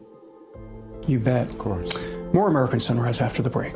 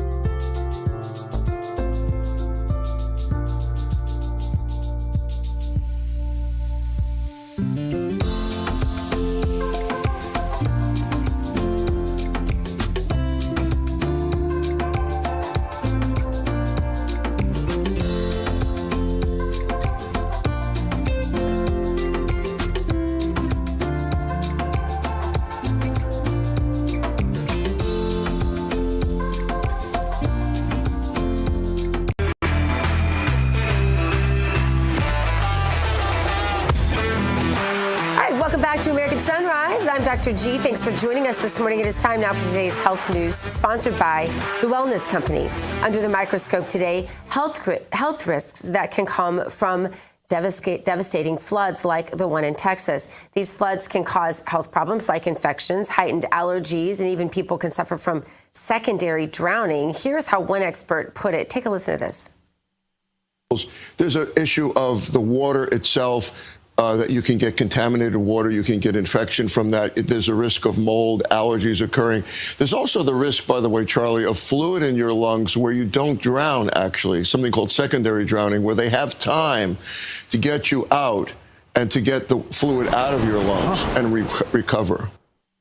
Yeah, there's a new administration in Washington, D.C., and they brought a lot of positive changes, of course, when it comes to fixing what is broken about our healthcare system. But we know there's only so much government can do. And if we really want to make America healthy again, it's going to start at home with each and every one of us. And that's where the Wellness Company comes in. You see and hear from their doctors all the time on this network, and you know that their products are the gold standard when it comes to keeping you safe and healthy. The Wellness Company gives you the opportunity to make sure you are prepared for whatever comes your way with their series of prescription medical kits. These kits contain an assortment of life-saving medications and guidebooks to assist in the proper use of the medications in the kit.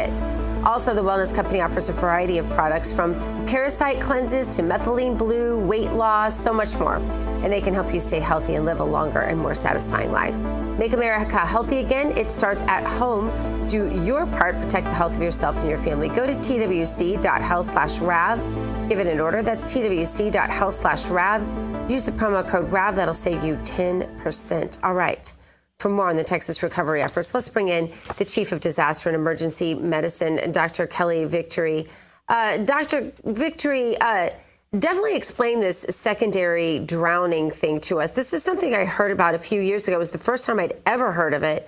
And it's very scary. So does that mean if we are ever submerged in water for a certain amount of time, we need to get to the ER even if we think we're fine? Tell us about this.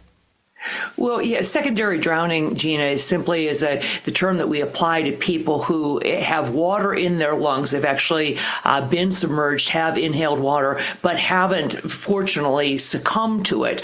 So there are things that can be done from an emergency perspective to return those people to full health. That is obviously not the situation that these individuals, these victims in Texas, have found themselves. This tragedy in Texas, unfortunately, is not the type of thing where we tend to see secondary drownings. That generally occurs when someone has fallen into a swimming pool or somewhere where someone can get to them very quickly, not the sort of natural disaster or tragedy that we have seen with this horrific flood in Texas. These people largely, unfortunately, likely drown as a result not just of the water, but of the debris. People fail to understand, and you captured it in some of the remarkable video footage that you showed in the last segment. It is the mounting wall of debris that is coming at you. An Olympic swimmer might be able to tolerate that current and that water level, but not when there are trees and vehicles, RVs, pieces of boats and cars, pieces of housing. You know, it is absolutely overwhelming, and you get submerged in that wall and tangle of debris. And that is why there have been so few actual recoveries of people. And we are now in, as you said, really looking for, unfortunately, the bodies of the deceased. Yeah, it's so sad. I heard a story about one man who he was screaming for help, and they took a tie, like those things you tie around, like to tie a car on a trailer. They took one of those and they were throwing it out to him, trying to reach him. It was a little short. He couldn't reach it. And a cabin came along that was just floating down the river and just did him in. And people watch this. Children watch this. I mean, these people, it's going to be a long battle back for them, isn't it, Dr. Victory? Absolutely. I have no doubt that this town, everything I've heard and read about it, they sound to be tremendously resilient people, and many of them are people of faith. Even that said, this is a tragic, tragic event. For children to have witnessed this is just horrific to even think about. Many of these families lost more than one child, which is really overwhelming in itself. The idea that, as a parent, you drop your children off at summer camp expecting them to have the time of their lives, this is the last thing you anticipate. So I'm sure there's tremendous amount of fear in these kids who did survive. There's survivor's guilt in those kids who are in the higher cabins, will suffer from some of that, the idea that it could have been them if they had been at one of the lower cabins where some of their siblings were. This is going to take a lot of community effort. I have no question that they will bounce back, but there are going to be some dark days ahead, and they are going to need all of the love and support of not only their local community, but of the nation. I've heard some of the people interviewed that you mentioned having survivor's guilt. What could we have done differently? It's easy to armchair quarterback this, on the backside of it. But are there things that we can do that you see in this to prevent such future tragedies? Well, I am not one in this particular case to do any finger pointing, because I'm not sure there was much that could have been done. As the congressman said, there's been a lot of blame going around that simply does not comport with the facts as we know them. Any cutbacks or financial changes that have been made recently did not seem to have impacted the staffing. In fact, it's my understanding that they had additional people on hand on the night of the event in anticipation of significant rainfall. Unfortunately, the most important thing people can do when it comes to flash floods is to be aware and to heed the warnings. It takes less than a foot of rapidly moving water to knock even the average adult off their feet.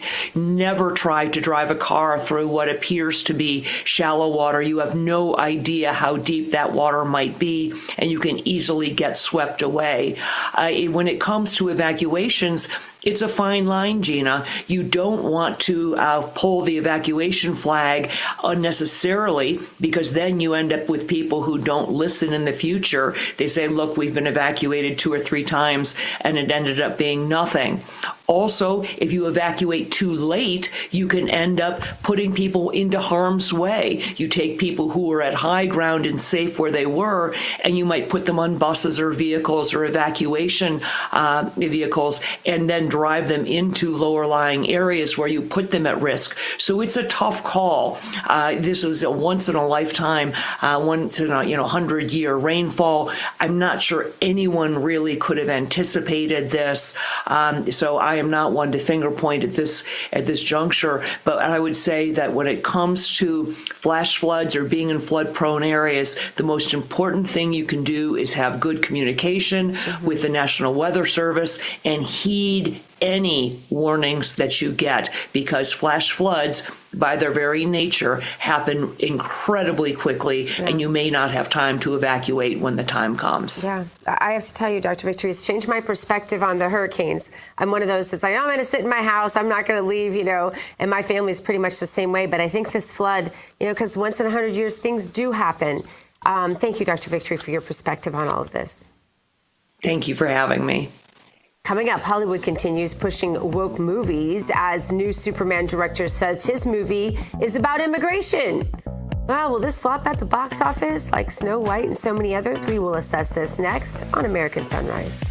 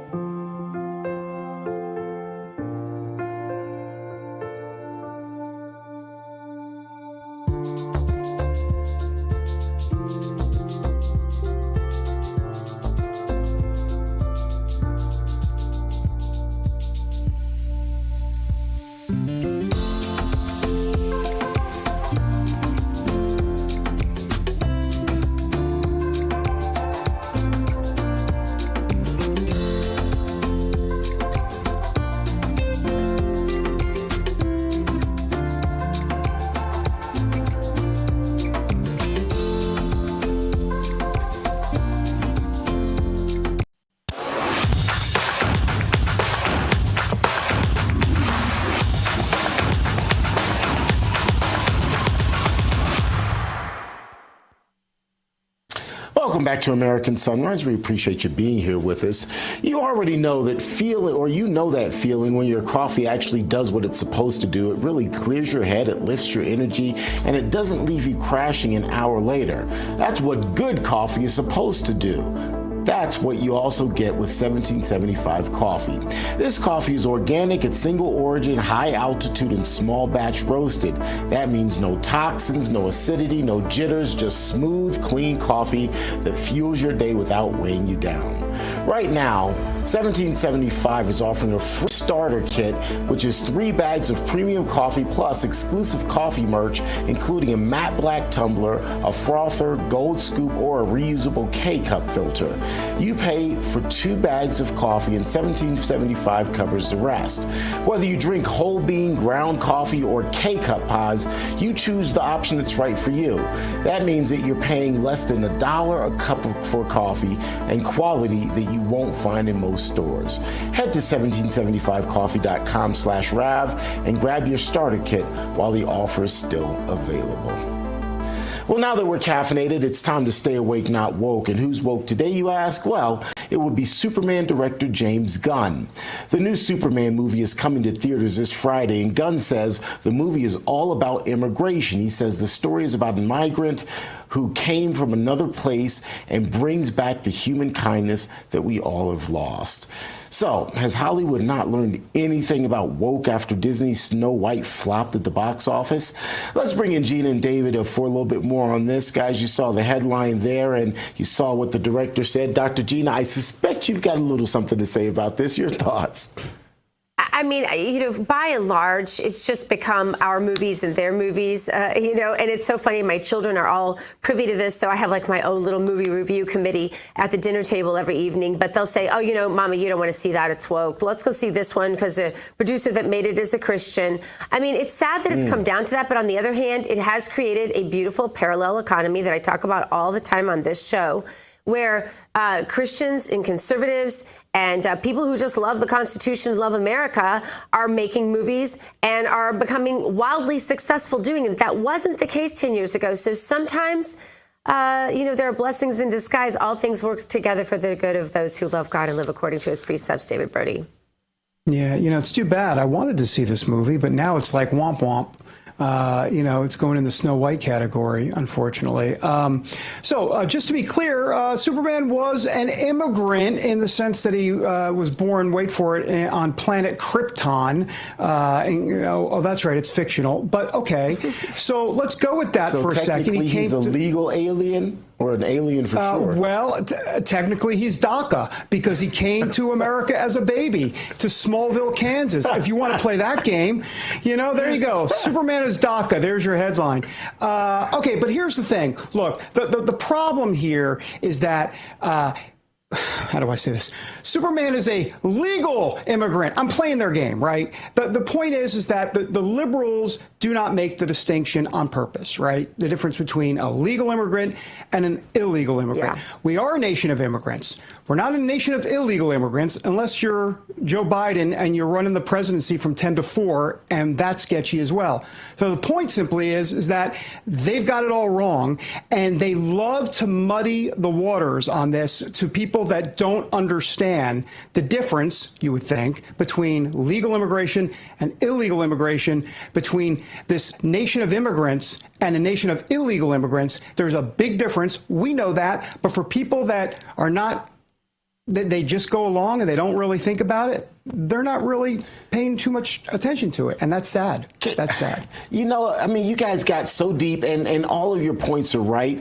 I'm one of those very shallow people. When I go to the movies, I go for escapism. It's to get I will admit it. I'm with you. I am shallow when it comes to film. For me, going to cinema, going to see a movie, it's all about escapism. It's giving me two hours to get away from my reality. And when you bring up this sort of stuff, when you bring back reality or try to infuse reality and the political climate of the country in a movie, I'm done. That's not what I'm there for. Yeah. That's not what I want to do. It's just too much for me. So on that alone, I'm probably not going to see this where I otherwise might have. If you just left it as Superman, I could have escaped to something. Go ahead, David. Sorry.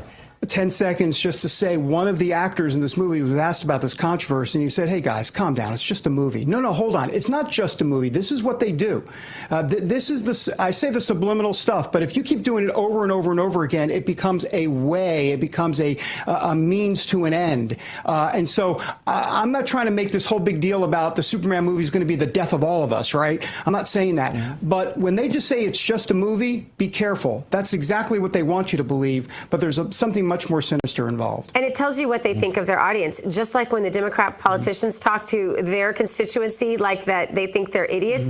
They think you're an idiot. If you can't distinguish between legal and illegal, guess what? You're an idiot. And so they think that you are an idiot. And I don't want to go to a movie that doesn't understand that I'm a thinking individual with a lot bigger identities than my race or my gender or my legal status. You know, I really think that it's high time for people to just respect their audiences. And when I watch the news or when I watch stupid movies, I feel the same way.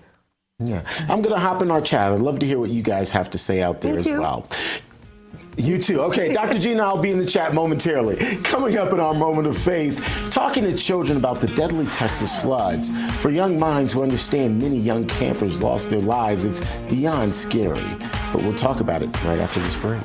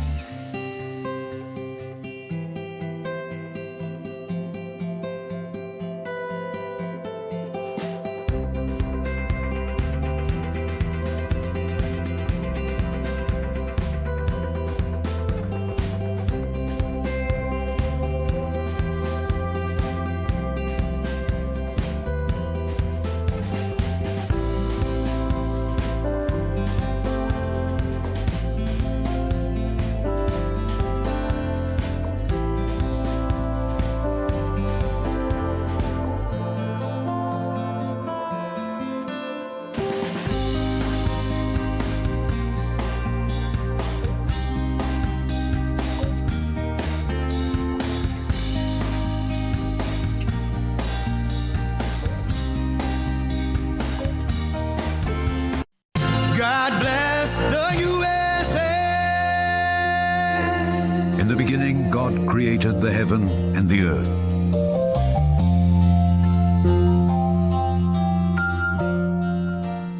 Welcome back to American Sunrise. It is now time for our moment of faith, brought to us by Lee Greenwood and the God Bless the USA Bible. In focus today, finding faith during tragic times. Communities in Texas are continuing the recovery efforts following the deadly floods there. We're actually hearing that this is going to be a years-long process to rebuild, but faith, that's a moment-by-moment thing, particularly during the sorts of tragic times that we're seeing right now there. For more, let's bring in Christian, actor, author, and educator Kirk Cameron. And let's not forget father. Kirk, good to see you, my friend. Hey, we can add grandfather to that, too. Grandfather. That's right, my daughter now had a little baby girl. Thank you, brother. It's great to be with you this morning. Man, it is always good to talk to you. A lot of people know that you've written some children's books and they're rooted in your faith. So I think this is a perfect opportunity to talk about how one has a conversation with their children during tragic times like this. The reality is many children can't get away from the coverage, or at least having some sort of idea of what's happened there. How do you start that conversation? It's really, really hard. I mean, we are in the deep end when it comes to trying to help children understand why things like this happen when we have a good, loving, and all-powerful God in heaven. I think where we need to start is with great empathy and identification with how they feel. I'm not a trained counselor, but as a father and now a grandfather, I know that what helps me most when I'm trying to deal with tragedy and pain and grief and loss is to have someone who will sit in the middle of it with me so that I don't feel alone. And that's what I believe our children need from us. They want us to be there with them, to mourn with them, to weep with them, to feel what they feel, and to give them a safe place to talk about the questions that they have. That's what God does with us. And for us as adults, we're wrestling and grappling with the big questions like why. But, I've learned that even if we could answer the question why did God let this happen? And I don't have the answer for that. I don't think that would satisfy the deepest need of our heart. And that is to know that there is a God who one day will wipe away every tear. He will right every wrong. All things will be made new. And he is somehow behind the veil, bringing beauty out of ashes and making all things good for those who love him and are called according to his purpose. So this is a life of faith. I can't live by sight because I don't have a crystal ball and I can't see behind the mysterious veil of the wisdom and providence of God. Yeah. So we've got to teach that to our children every opportunity that we have. And all it takes is a mustard seed of faith. That's what the Bible says. Before I let you go, I want to talk about August 16th. I know you've got a big event going, New Brave Books event that's going to see you at the library. Talk about that. Tell me about that in about 30 seconds, please. This is a national event. This is a movement, not a protest, but thousands of children gathering at public libraries with their parents and grandparents for a time of singing, of praying, and story time. It's on August 16th. We hope to have over 50 states participating, 500 story hours, and 50,000 people in this country reclaiming the culture in the public square. That what we want to be normal is faith, hope, and love, not drag queen story time. Kirk, we appreciate your time. You are being a blessing, and that in and of itself is a blessing. Good to see you, my friend. Thank you. God bless you, sir. Always a pleasure. Bless you as well. We're back with the second hour of American Sunrise after this.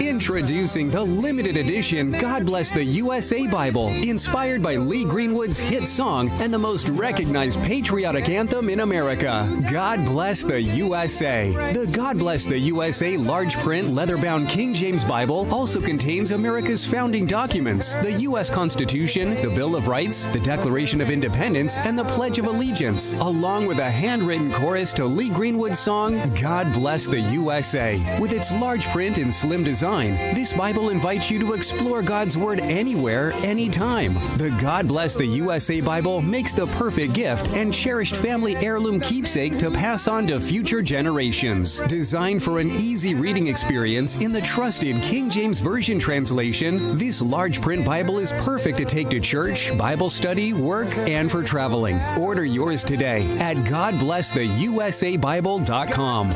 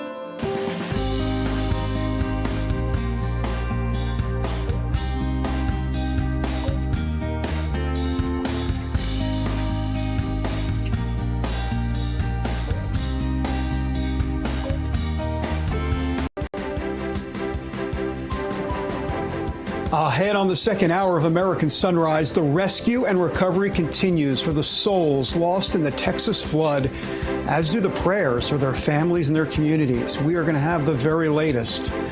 Israel Prime Minister Benjamin Netanyahu paid a visit to President Trump at the White House yesterday. On the agenda, a ceasefire and hostage release deal for Gaza. Was any progress made? We have the latest. Plus, signed, sealed, and delivered, President Trump made good on his promise to send tariff letters to a dozen countries, setting a rate on their imports, as he also threatened an additional 10% tariff on countries aligning with the emerging BRICS bloc, accusing them of anti-Americanism. So what does it mean for you and your wallet? Find out. That answer is coming up. And later, we'll announce the final winner of Rav's and Your American Flag Store Great Flag Giveaway. It's all about the red, white, blue, and you. Find out who the lucky patriot is when the second hour of American Sunrise starts right now. Good morning, America. Welcome to American Sunrise. Whether it's culture, we have breaking news to share with you. Politics. President Trump is joining us live now from Florida.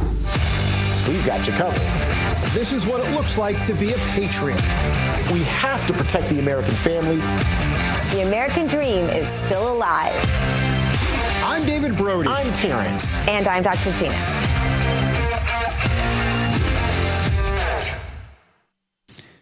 Welcome back, everybody, to the second hour of American Sunrise. I'm David Brody, coming to you from D.C. Let's bring in Dr. G. She's in West Palm, and T. Bates in our Denver newsroom.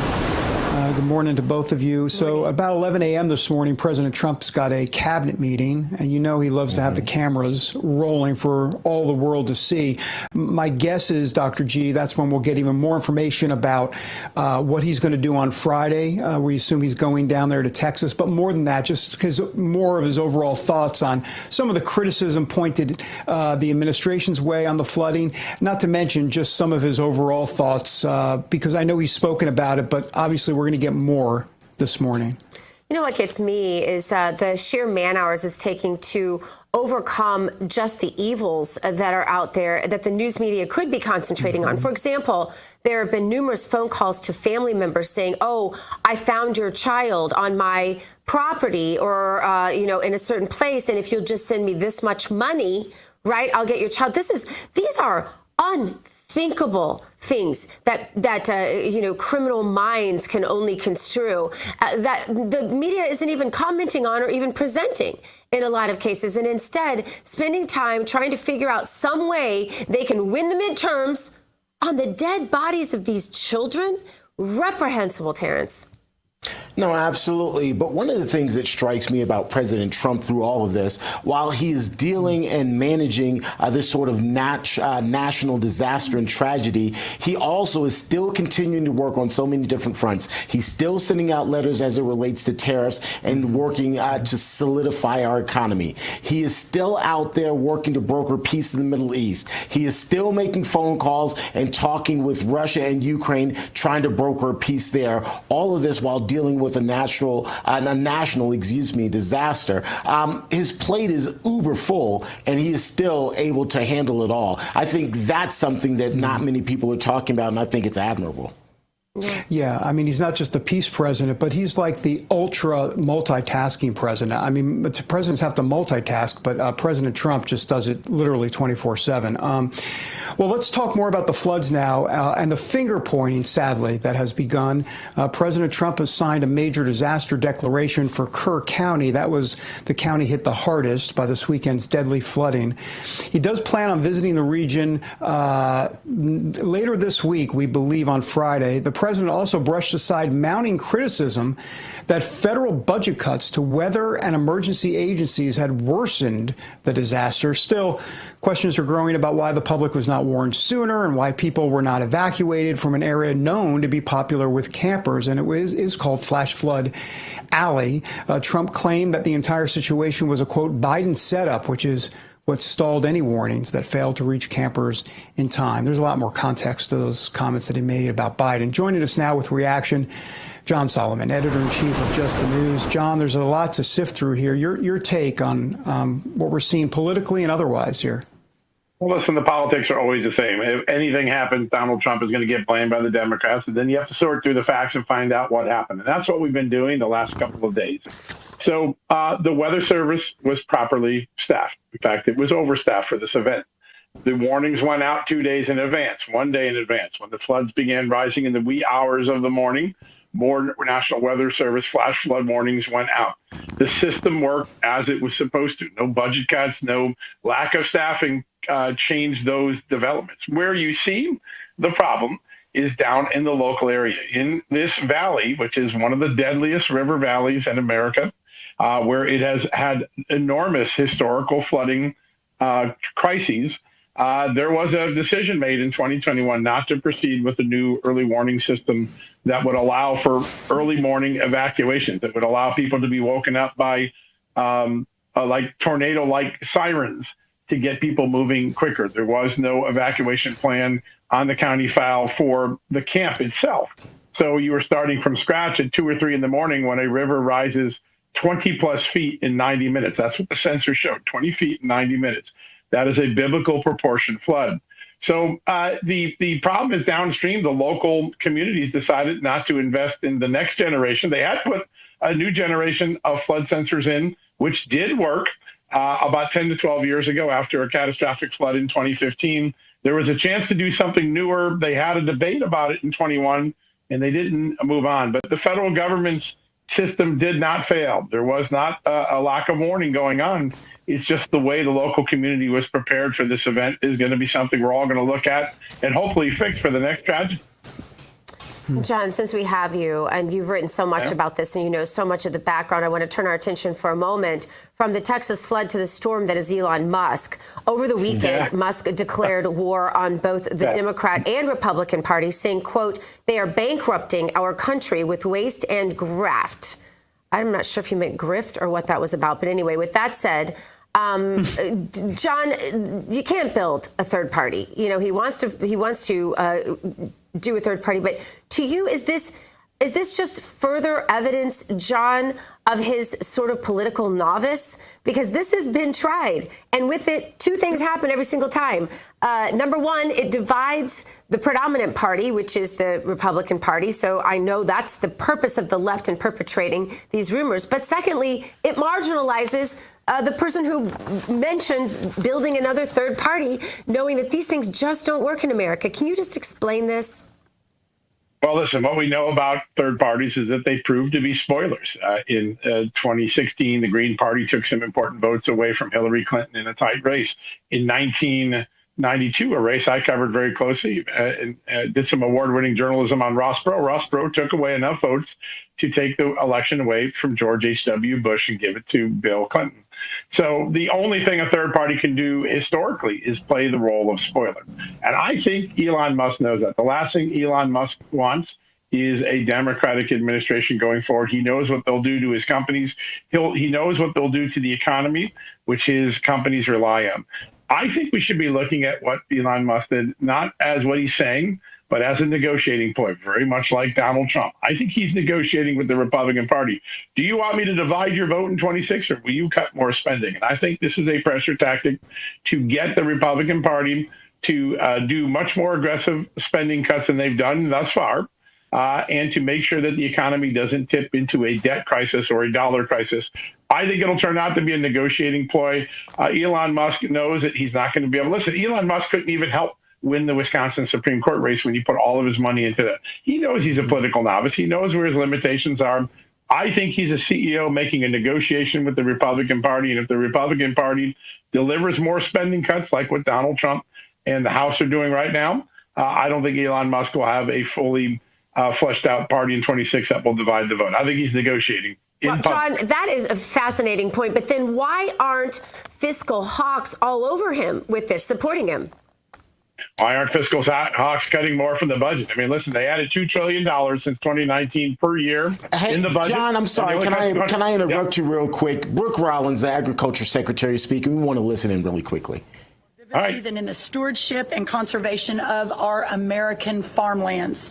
We're here to talk about that today, and we're here to address one particular facet of that stewardship, responding to one particular type of threat.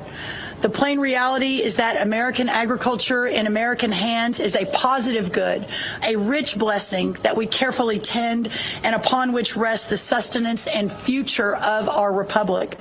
Every family, every home, every community depends upon what our farmers do, and they support and sustain us, not merely by keeping us materially fed, but by keeping us spiritually strong. The farm's produce is not just a commodity, it is a way of life that underpins America itself. And that's exactly why it is under threat from criminals, from political adversaries, and from hostile regimes that understand our way of life as a profound and existential threat to themselves. For them, agricultural lands and our farms, because they are a previous inheritance, are weapons to be turned against us. We see it again and again, from Chinese communist acquisition of American farmland to criminal exploitation of our system of agriculture to the theft of operational information required to work the land and beyond. All of this takes what is profoundly good and turns it towards evil purposes. But November 2024 signaled it's time for our federal government to wake up and step up, and that's exactly what we are doing under the leadership of President Donald Trump.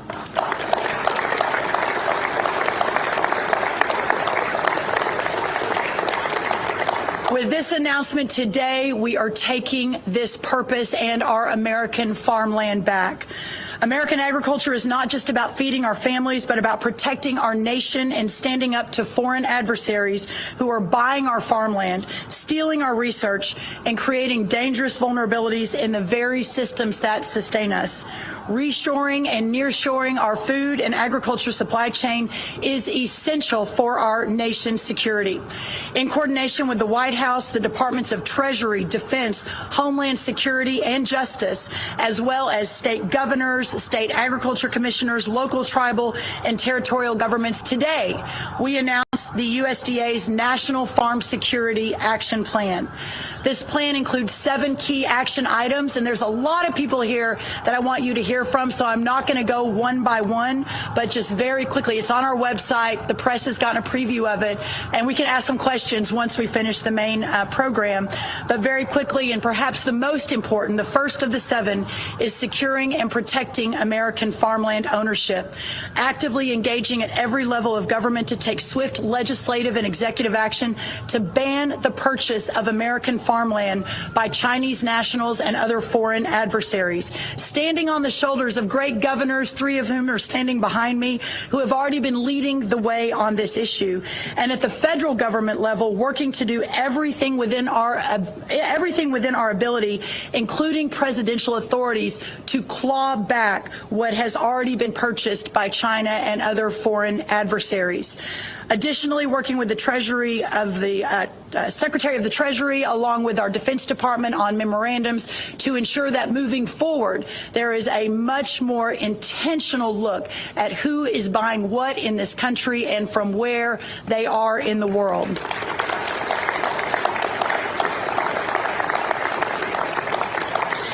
Also enhancing our agricultural supply chain resilience, also protecting our U.S. nutrition safety net from fraud and foreign exploitation. Number 4, defending agricultural research and innovation. No more sweetheart deals and secret pacts with countries that do not have our best interests in mind.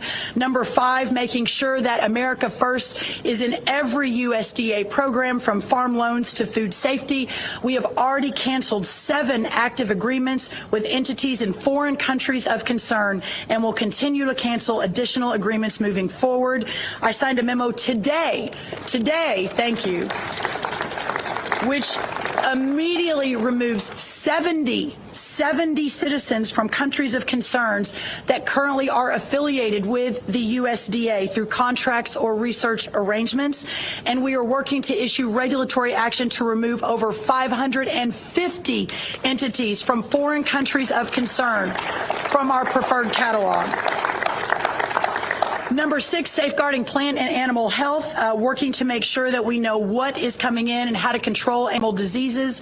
And number 7, protecting critical infrastructure from our farms and our food and our supply chains, again, along with so many partners across this government here in Washington and across our states. Now, please help me welcome to the podium the amazing Secretary Pete Hegseth. Thank you all.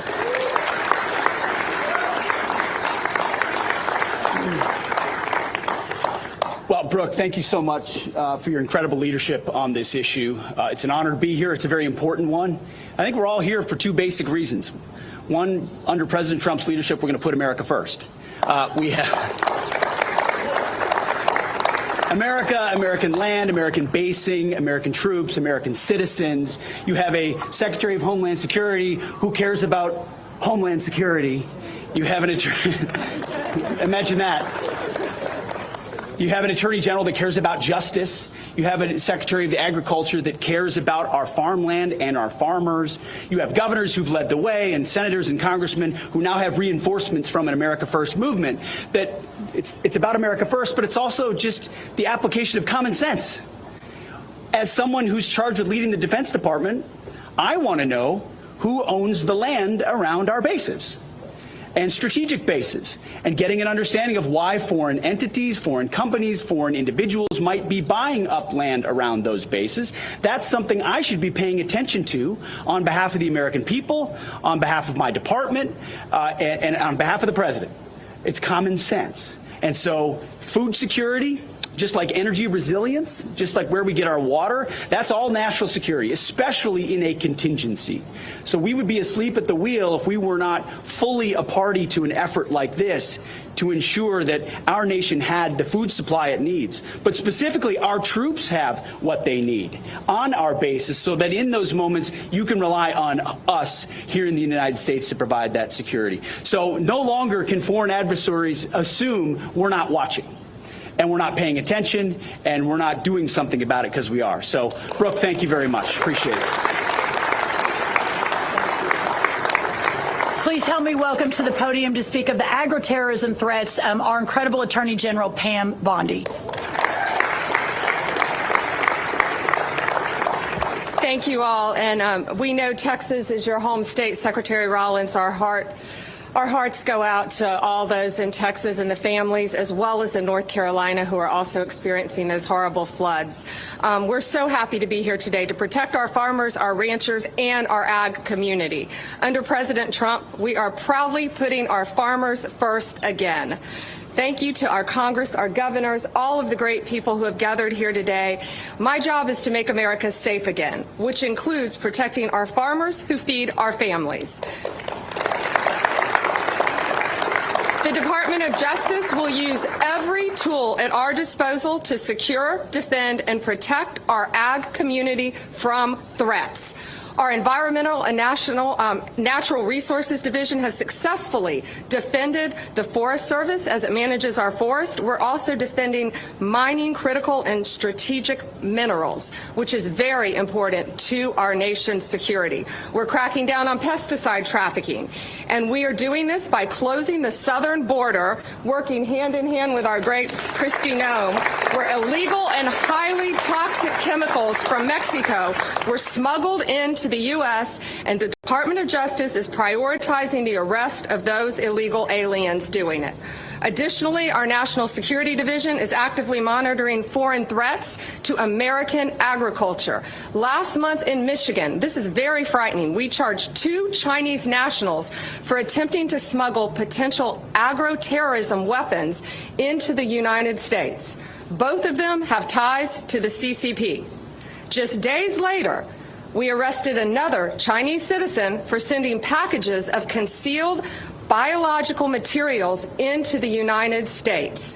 It's going to stop. FBI has opened over 100 bio-smuggling investigations in recent years. We will prosecute you. We will hold you accountable. Thank you to everyone who is here today, especially Secretary Rollins, Secretary Hegseth, all of our good friends, governors, my good friends, Governor Huckabee. And we will, all of us, will never back down from supporting our American farmers. God bless you. And God bless America. Thank you. next the incredible Homeland Security Secretary Kristi Noem, everyone.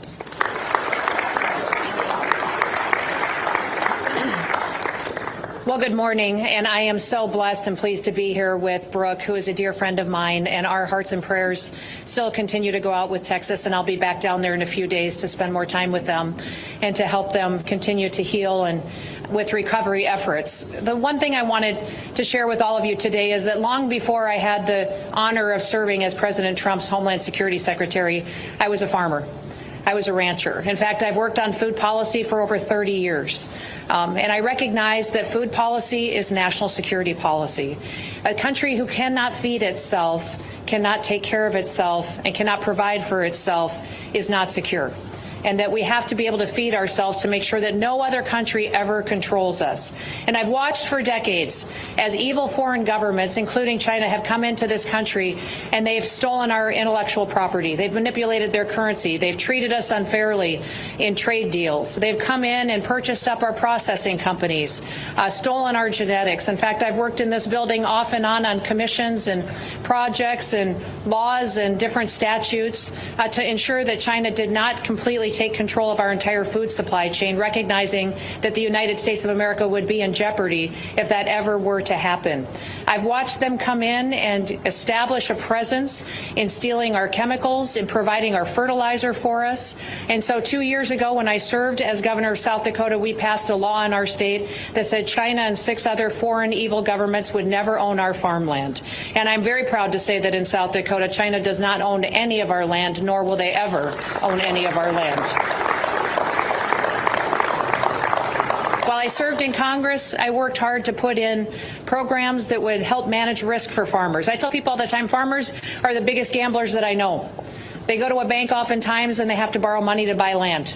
Then they go back to the bank and they need machinery to work that land, and so they borrow some more money to do that. Then they have to go back and get an operating note to purchase seed and fertilizer, chemical potentially, and they put it in the dirt.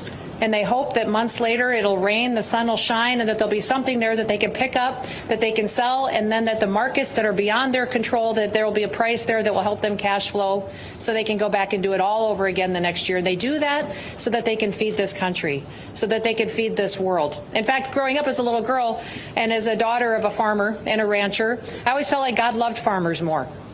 I mean, if you look at the Bible, look at Scripture, and you look over and over again, he talks about sowing and reaping and cattle on 1,000 hills and your barns to overflowing. And so I feel like there's a special blessing on farmers. And the fact that we have a president and that we have a Secretary of Agriculture that recognizes the importance of food policy and what it means to this country's security is so wonderful. It's such a change from what the previous administration and how they prioritized our farmers and ranchers. So now as the Secretary... As the Secretary of Homeland Security, I have responsibilities when it comes to securing our homeland. But many of those responsibilities have to do with securing our critical infrastructure. We have the responsibility for 10 of our 16 critical infrastructures, which means our electrical grid, our water supply chain, how we protect and run this country, and what we do to make sure the people here are safe, but not just the people, the products and goods that come in and out of this country.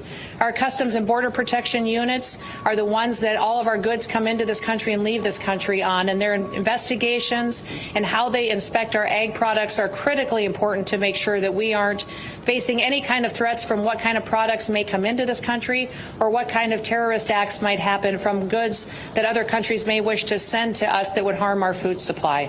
We will continue to make sure that we have the systems in place, the people in place, the experts in place, and the policies in place to make sure that this country always feeds itself, and that we always have the ability to grow our own food, and that we rely on no one else to feed the people of the United States of America, because it is a national security issue when a country cannot provide for itself. And we will never let any other country control our food supply or control our people, because we will always be the great United States of America. Thank you.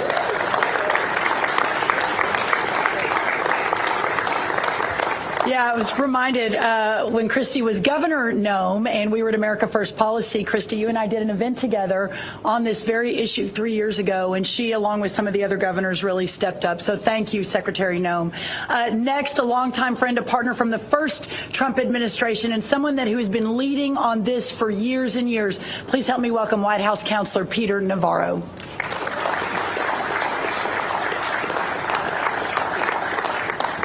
What a beautiful day to be out here, and it's difficult, I think, for a lot of Americans to wrap their head around what we're talking about today. We're such a good and kind nation that has done so much for the rest of the world over so many decades, including fighting 2 world wars on behalf of the rest of the world.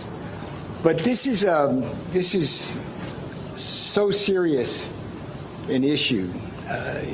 The Art of War, a book, Sun Tzu, centuries old, says that the acme of warfare is to win without firing a shot.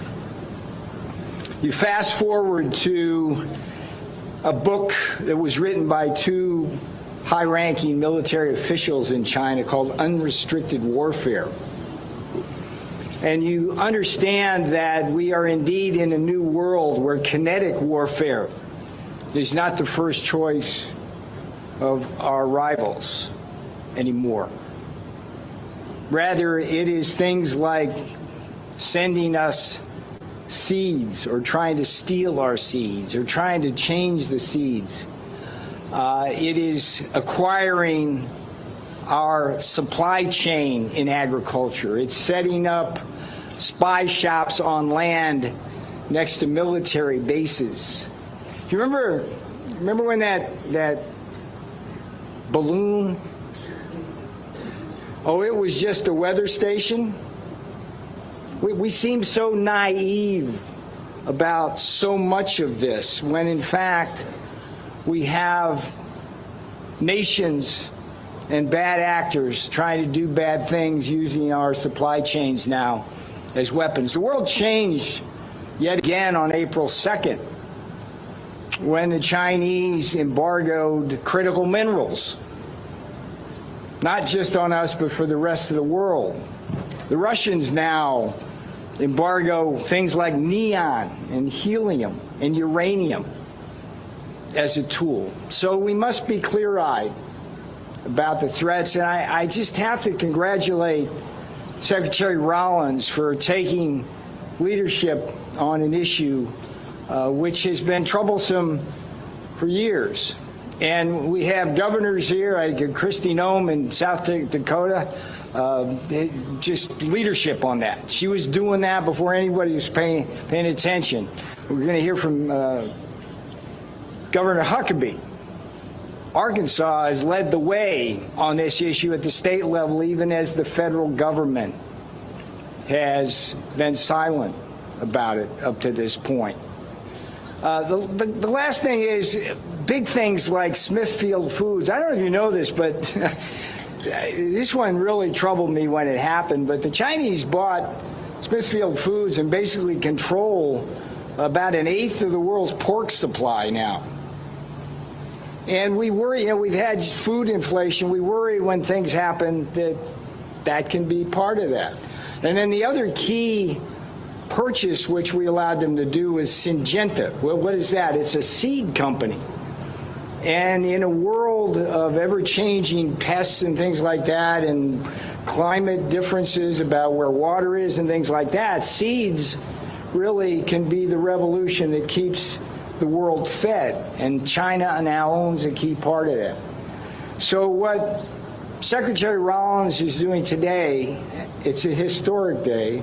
She's putting down the marker that the United States is no longer going to tolerate the attacks on our agricultural system, not just the land, but the supply chain as well.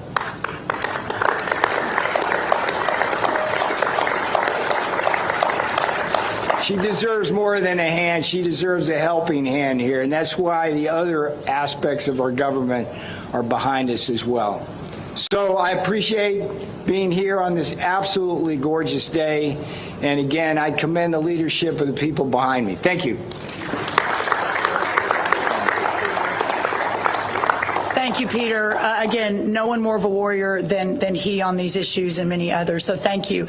Next, also from the first Trump administration, now the governor of the great state of Arkansas, who another leader in this area. Please help me welcome Governor Sarah Huckabee Sanders. Good morning. It is incredible to be here and be joined with people who really understand what it means not just to love our country, but to be willing to do things that actually preserve, protect, and allow us to pass on what makes our country so great to the next generation. And that's exactly what you see in the collaboration of the people that are gathered behind me. I'm so proud of the fact that Arkansas was the first state in the country to kick a Chinese-owned company off of our farmland and out of our state, and we made them pay for it, very Trump-esque.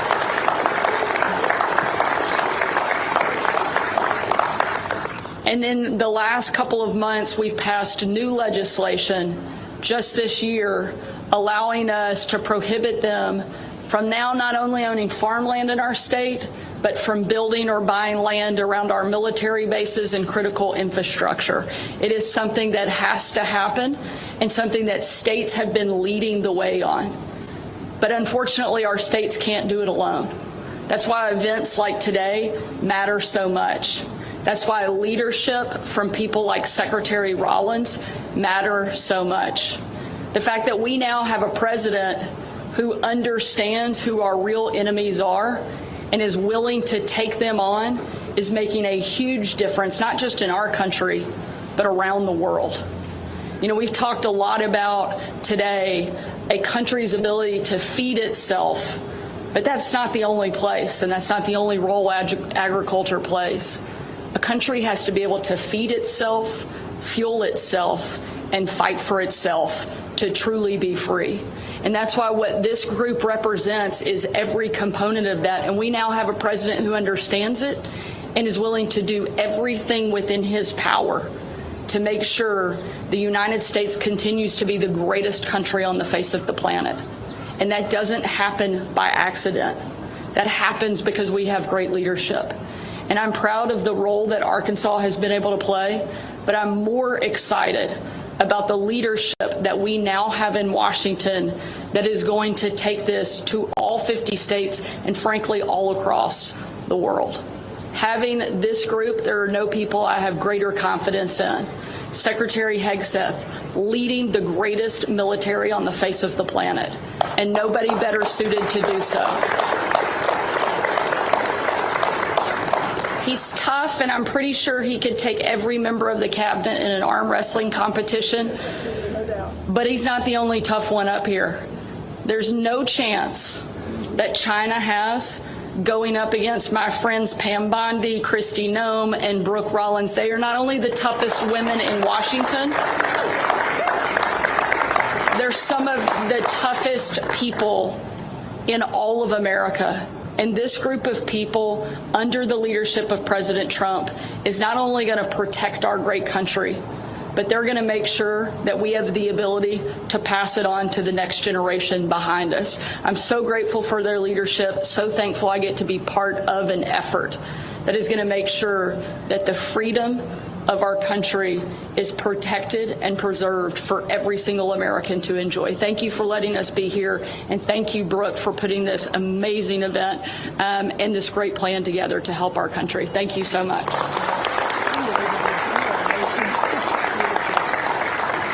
Thank you, Governor Sanders. Also at the front of the battle, Governor Bill Lee of Tennessee. Please help me welcome him.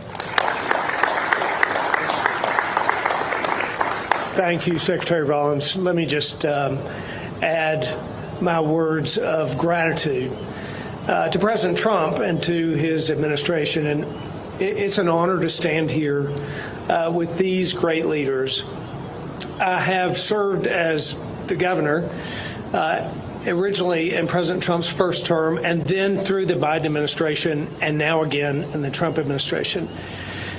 During the years when President Trump was not in office, and governors like myself and Governor Sanders and Governor Pillen were working individually to secure our farmland. So in Tennessee, we have passed laws that prohibit ownership, that require divestment if found, that impose strict penalties for those foreign adversaries who take our property.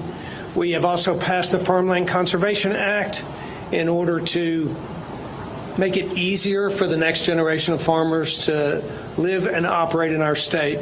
But that work was really hard in the previous Biden administration because we didn't have a partner who understood the threats and the challenges that we understand in Tennessee. So I'm so grateful for President Trump's leadership here, especially for Secretary Rollins' leadership, who she and I connected early on. My family is a multi-generational farming family as well. And I understand that when my grandfather was farming in Tennessee, the issues that we're talking about today didn't exist. But for my grandchildren who live on our family farm in Tennessee today, we understand that our farmland is not just dirt. It is our national security. It is our economic future. It is our children's heritage. And it is under threat. And the leaders here recognize that. And we've taken steps at the state level, but now, refreshingly, we have an administration and multiple cabinets who are coming together collaboratively with governors across the states and making sure that America's future is preserved for the next generations. Thank you.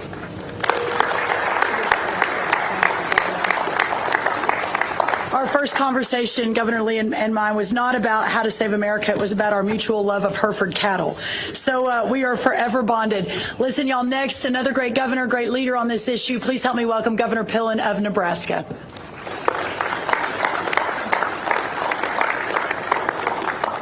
Well, good morning, and just an incredible shout out to everybody in the cabinet and Brooke and her incredible leadership, and a great thank you for President Trump assembling what I view as extraordinary leaders across all of the cabinet to absolutely make America great in a special, special place. This is very, very touching for me to have the opportunity to be here. I'm the 41st governor of Nebraska. I'm the first governor that's made my living from agriculture in 100 years. I have simply sat and looked in my career of over 40 years and saying, what on earth is going on with China? I believe this. I believe in family farm security. I believe in food security, and that equates to national security. Nebraska is doing its fair share. I believe we need to do more than our fair share. So our first year in 23, we were able to pass legislation that took all Chinese equipment off of all telecommunications across the state. That was the first step. Second step was making sure that no land is purchased by any foreign adversaries in the state of Nebraska. Third step is simply that we have direct conversations with companies that are from China. Peter Syngenta called me, wanted to come to the Capitol and have a meeting, and I said I have no interest in having a meeting, have no interest in you being in Nebraska. My suggestion would be to leave. My suggestion would be to get a different job. I'm really, really proud to announce that Syngenta has sold their business in Nebraska to a family-owned genetic company from the United States. So we're really excited about that. I think that what is really, really important is I think back on 40 years of things that have gone on that has never made sense. It's really important that the leaders behind me, that we continue to have the courage and the wisdom to never back down and to stand up and protect our land and protect our families, because we all in agriculture risk. We talk about gambling, Christy. We all risk everything we have every single day to put food on the grocery stores. And then lastly, I'm really, really excited about Secretary Rollins and her understanding and work in terms of foreign animal disease, because that's another risk where adversaries could have a great impact. These are issues that are really, really important, and none of us can ever give up. It's a privilege to be here. Thank you.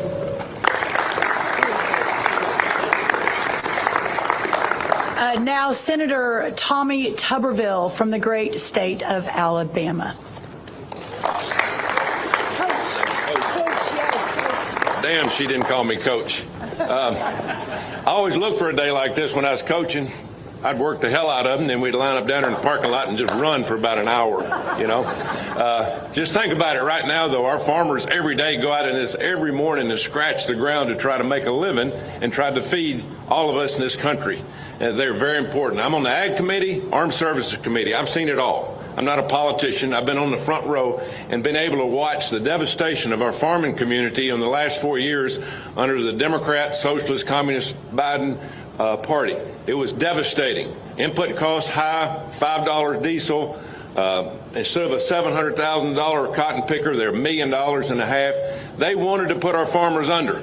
We lost 150,000 farms and 25,000 farmers in the last few years. Folks, we are in trouble in ag, really trouble. And we just tried to help them with reference prices in the big, beautiful bill we just passed, but they're going to need a lot of help. They are scratching and clawing just to make a living. Thanks for Brooke putting this on. China is a threat. They're not a threat. They are dominating us in almost everything that they do, because we've set back and the politicians have been counting their money instead of doing what's right and helping this country stay in the front. We've got to be number one. We can't be number two. We've got to fight back. They are coming into our country and buying our farmland. In my state of Alabama alone, they own 2.2 million acres of farmland. That's right, in Alabama. Foreign adversaries. It's embarrassing of what we've done. Now, don't blame the farmers. The farmers have to make a living, and if they can't make a living, they have to sell their farmland. The Biden administration forced our farmers to sell their farmland by all the things they did to them. It's a disgrace. Brooke is going to bring that back. President Trump's going to bring that back. The one thing I'm trying to do is I'm trying to pass the Farm Act, Foreign Adversaries Act. What is that? We have a group in this country called CFIUS. CFIUS is a group of cabinet members that determine who buys what if it's a foreign sale.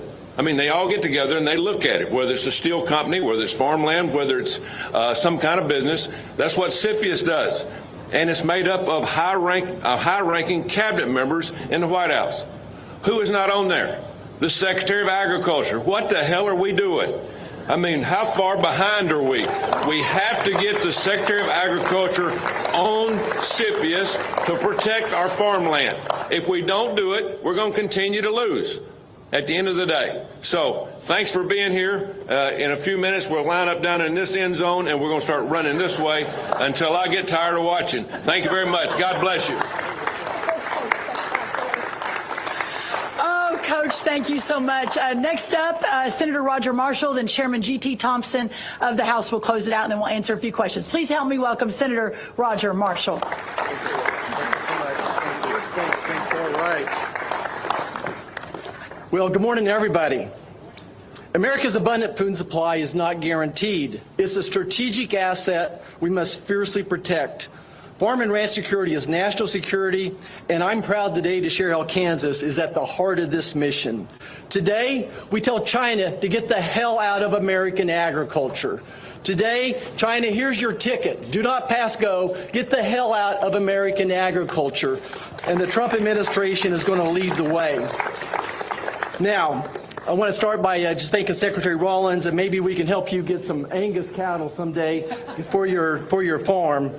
But I do want to thank Secretary Rollins and President Trump and his administration for his unwavering commitment to our farmers, our ranchers, and rural America.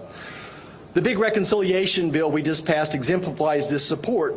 It strengthened the farm safety net, including increased reference prices. It makes key business tax deductions permanent and doubles the estate tax exemption up to $30 million for couples and streamlines the 45Z tax credit. Folks, 45Z is going to do more for agriculture than all the soybeans and sorghum we sold to China in the past 5 years.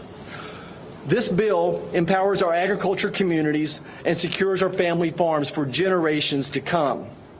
Now, as a fifth-generation farm kid, I learned how agriculture underpins our economic stability, our public health, our national defense, our geopolitical autonomy, and our rural way of life.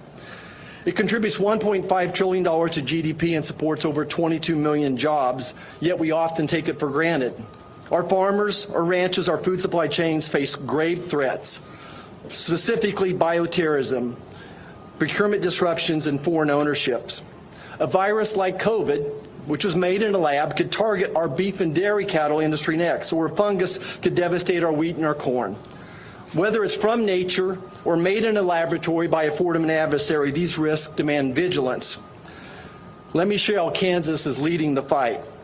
We're proud to host the Animal Health Corridor that stretches from Columbia, Missouri to Manhattan, Kansas, the Little Apple, to Lincoln, Nebraska, where cutting-edge research thrives. And why in the world we let scientists from foreign adversaries in those experiments and in those laboratories, I'll never know. And why we're doing research with American dollars in those foreign countries of threats, I'll never know either. I want to thank President Trump. In his first term, he welcomed USDA's Economic Research Service and National Institute of Food and Agriculture to Kansas City, which complements the National Bioagro Defense Facility in Manhattan. This synergy makes Kansas a global hub for agriculture innovation. Our strength lies in our collaboration. By uniting public and private sectors with land-grant universities like my alma mater, the fighting, ever-fighting, mighty Wildcats of Kansas State University, we're building a resilient food supply. There you go, Coach Tuberville. Let's go Wildcats. I want to just commend the Department of Defense and all the agencies up here today for your joint efforts to combat diseases like avian influenza, screwworm, and foot and mouth, protecting our farmers and communities. And finally this, let me just concur with Coach Tuberville that I'm going to champion for the Secretary of Agriculture to be part of CFIUS. President Trump could appoint her, and Congress can make that legal for years to come as well. That's the best way to counter these emerging threats. Think about it. China right now owns land next to Whiteman Air Force Base, where our B-2s were launched that did just a spectacular job of, yes, obliterating Iran's nuclear armament. They own land next to Fort Riley, Kansas, home of the Big Red 1 1st Infantry Division as well. We need someone who thinks agriculture when they wake up in the morning and they go to bed and they think of agriculture as national security. Again, we can't take our food supply for granted. Kansas is leading the way, but it takes a national resolve to protect our farms, to fortify our biosecurity, and keep America's food in Americans' hands. Thank you so much. God bless us. Have a great day. Thank you. Quick announcement, as of this afternoon, I will be officially a member of CFIUS, so that is happening. Yeah. Just an incredible team at USDA and our great Treasury Secretary, Scott Bessent. Finally, from the amazing agriculture state of Pennsylvania and chair of the House Agriculture Committee, please help me welcome G.T. Thompson. Good morning, everybody. What a glorious day. A great day for making hay. And a great day for making history. For making history in terms of making sure that we are taking these next steps to secure both farm security and food security, which quite frankly is national security. As chairman of the House Agriculture Committee, I'm so appreciative to President Trump, to Secretaries Rollins, Hegseth, and Nome, as well as Attorney General Bondi for their recognition that food security is national security. In the Agriculture Committee's preparation for the Farm, Food, and National Security Act, we identified threats to food security impacting America's #1 and most essential industry, which is agriculture. Our farmers are on the front lines of food security, and that is essential to our national security.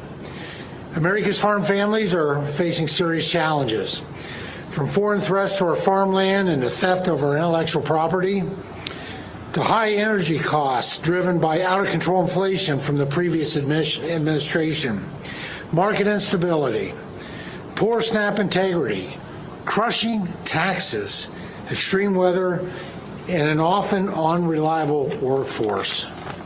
All of these make life harder for America's farm, ranch, and forestry families and jeopardizes our country's food security. I want to thank President Trump for using every tool at his disposal to make America's food supply safer.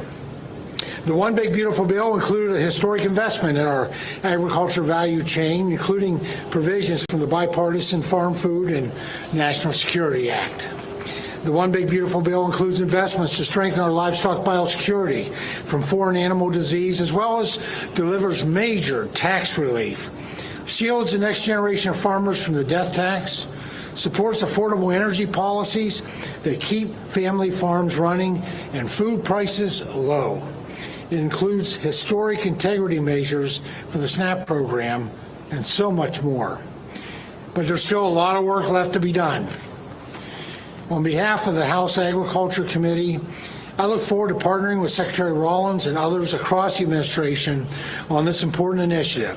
Farm and food security is national security. Thank you to President Trump and this dynamic cabinet team for your commitment and your leadership. God bless and thank you so much.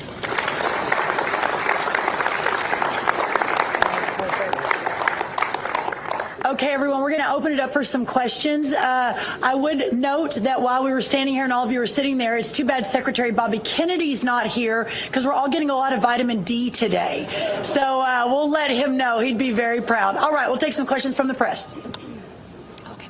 Thank you, Secretary Rollins. Mary Margaret with the Daily Wire. Two questions, if that's okay. First of all, I'm seeing on this map that there's a lot of Chinese-owned farmland in California. Are you looking into the severity of that and what those consequences are?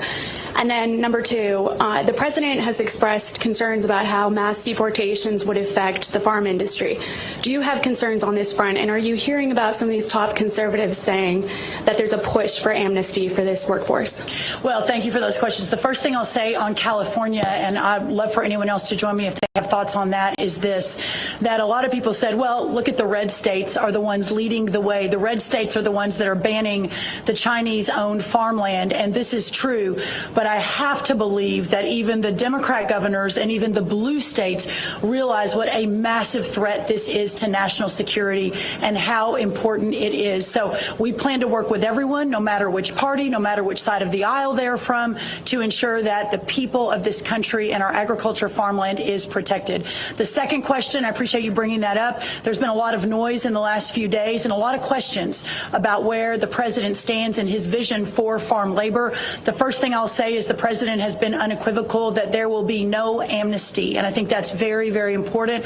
I and the rest of our cabinet certainly support that, effectuate that, and make sure that happens every single day. The second thing, to your question about mass deportations, the president and I have spoken about that once or twice, and he has always been of the mindset that at the end of the day, the promise to America to ensure that we have a 100% American workforce stands, but we must be strategic in how we are implementing the mass deportation so as not to compromise our food supply. Ultimately, the answer on this is automation, also some reform within the current governing structure, and then also when you think about there are 34 million able-bodied adults in our Medicaid program. There are plenty of workers in America, but we just have to make sure we're not compromising today, especially in the context of everything we're thinking about right now. So no amnesty under any circumstances. Mass deportations continue, but in a strategic and intentional way as we move our workforce toward more automation and toward a 100% American workforce. And ultimately, it's the wonderful members of Congress behind me who are taking this on the fixing the current immigration system. So thank you so much. Madam Secretary, thank you. First of all, condolences, thoughts, and prayers to all the folks back in Texas, near and dear to your heart. A couple quick thoughts. Congratulations on the success of getting at least partially, the death tax repealed in the BBB, because as we all know, it affects farmers disproportionately to a great extent. Congratulations on that. Also, egg prices today, just right now, hit $2.49 a dozen. A clear 55% below the failed Bidenomics egg price. And we all know it's not just about eggs, but it has become a metaphor for inflation. So congratulations. Thank you. Because food inflation is coming down. That's a testament to you. Thank you. The thought and the question follow-up is, what a great group you put together here. Wonderful, wonderful idea. Surprising it hasn't been done sooner. So the question is, has President Trump talked to you about this group, number one? And I guess equally as important, have the Chinese government, either officially or unofficially, reached out to you about this program? So the first thing I'll say, and I appreciate that so much. Who are you with? It's Eric Bowling. I'm with That's the right. Bowling Show. Eric, thank you. And with the Bowling Show, it's great to have you, and thank you for making your way. I would like to note, and it's not lost on you, Eric, but I want to make sure everyone understands, this cabinet and this administration is different. That in previous administrations, I don't know that you would ever see 4 cabinet secretaries, a counselor to the president, one of the most steadfast, loyal patriots who've stood beside him, Peter Navarro, ever come out together on a morning when 100-degree weather and talk about agriculture, farmland. But we are all in this together, and the president has been resolute in ensuring that we do everything that needs to be done to protect the homeland. So I'm very, very proud of that. On the second question, I don't want to get ahead of the president, so I won't answer that. One of the chief lessons I've learned over many years is never get ahead of President Trump. But there is no doubt that he, our cabinet, our administration, our friends across the country are acutely aware of this issue and doing everything we can to solve for it. Eric, thank you for being here. Next question. Thank you, Secretary Rollins. Jackson Richmond at the Epoch Times. Was Secretary Rubio consulted on this, given the national security aspect of this, and then was the CDC consulted, given the bioterrorism aspect of this? Yes, all of the above were consulted. To get to this point, a little bit of sausage making for everyone. It's not just we throw an event together and here we all are. The layers and layers and layers of work to go through all of the agencies is of utmost importance. And what I have learned now in a little bit of my time in government is that often, and this is the reason you don't see the ball moving down the field very often, the amount of effort it takes to integrate and work, and the long nights and the sleepless nights, especially by our team, our incredible chief of staff, Kaylee Buller, is the one who's really been driving this alongside the rest of our team, is really inspiring. So yes, they've all been consulted. Everyone has been incredibly supportive to get to this point today. But what I would like to say as well, and thank you for that question, is that this is just the beginning. Today is the first step to get us to this announcement as we begin this important work. You'll be hearing a lot from us on this over the next 4 years, and some real metrics in place that we're putting, like how do we measure our success?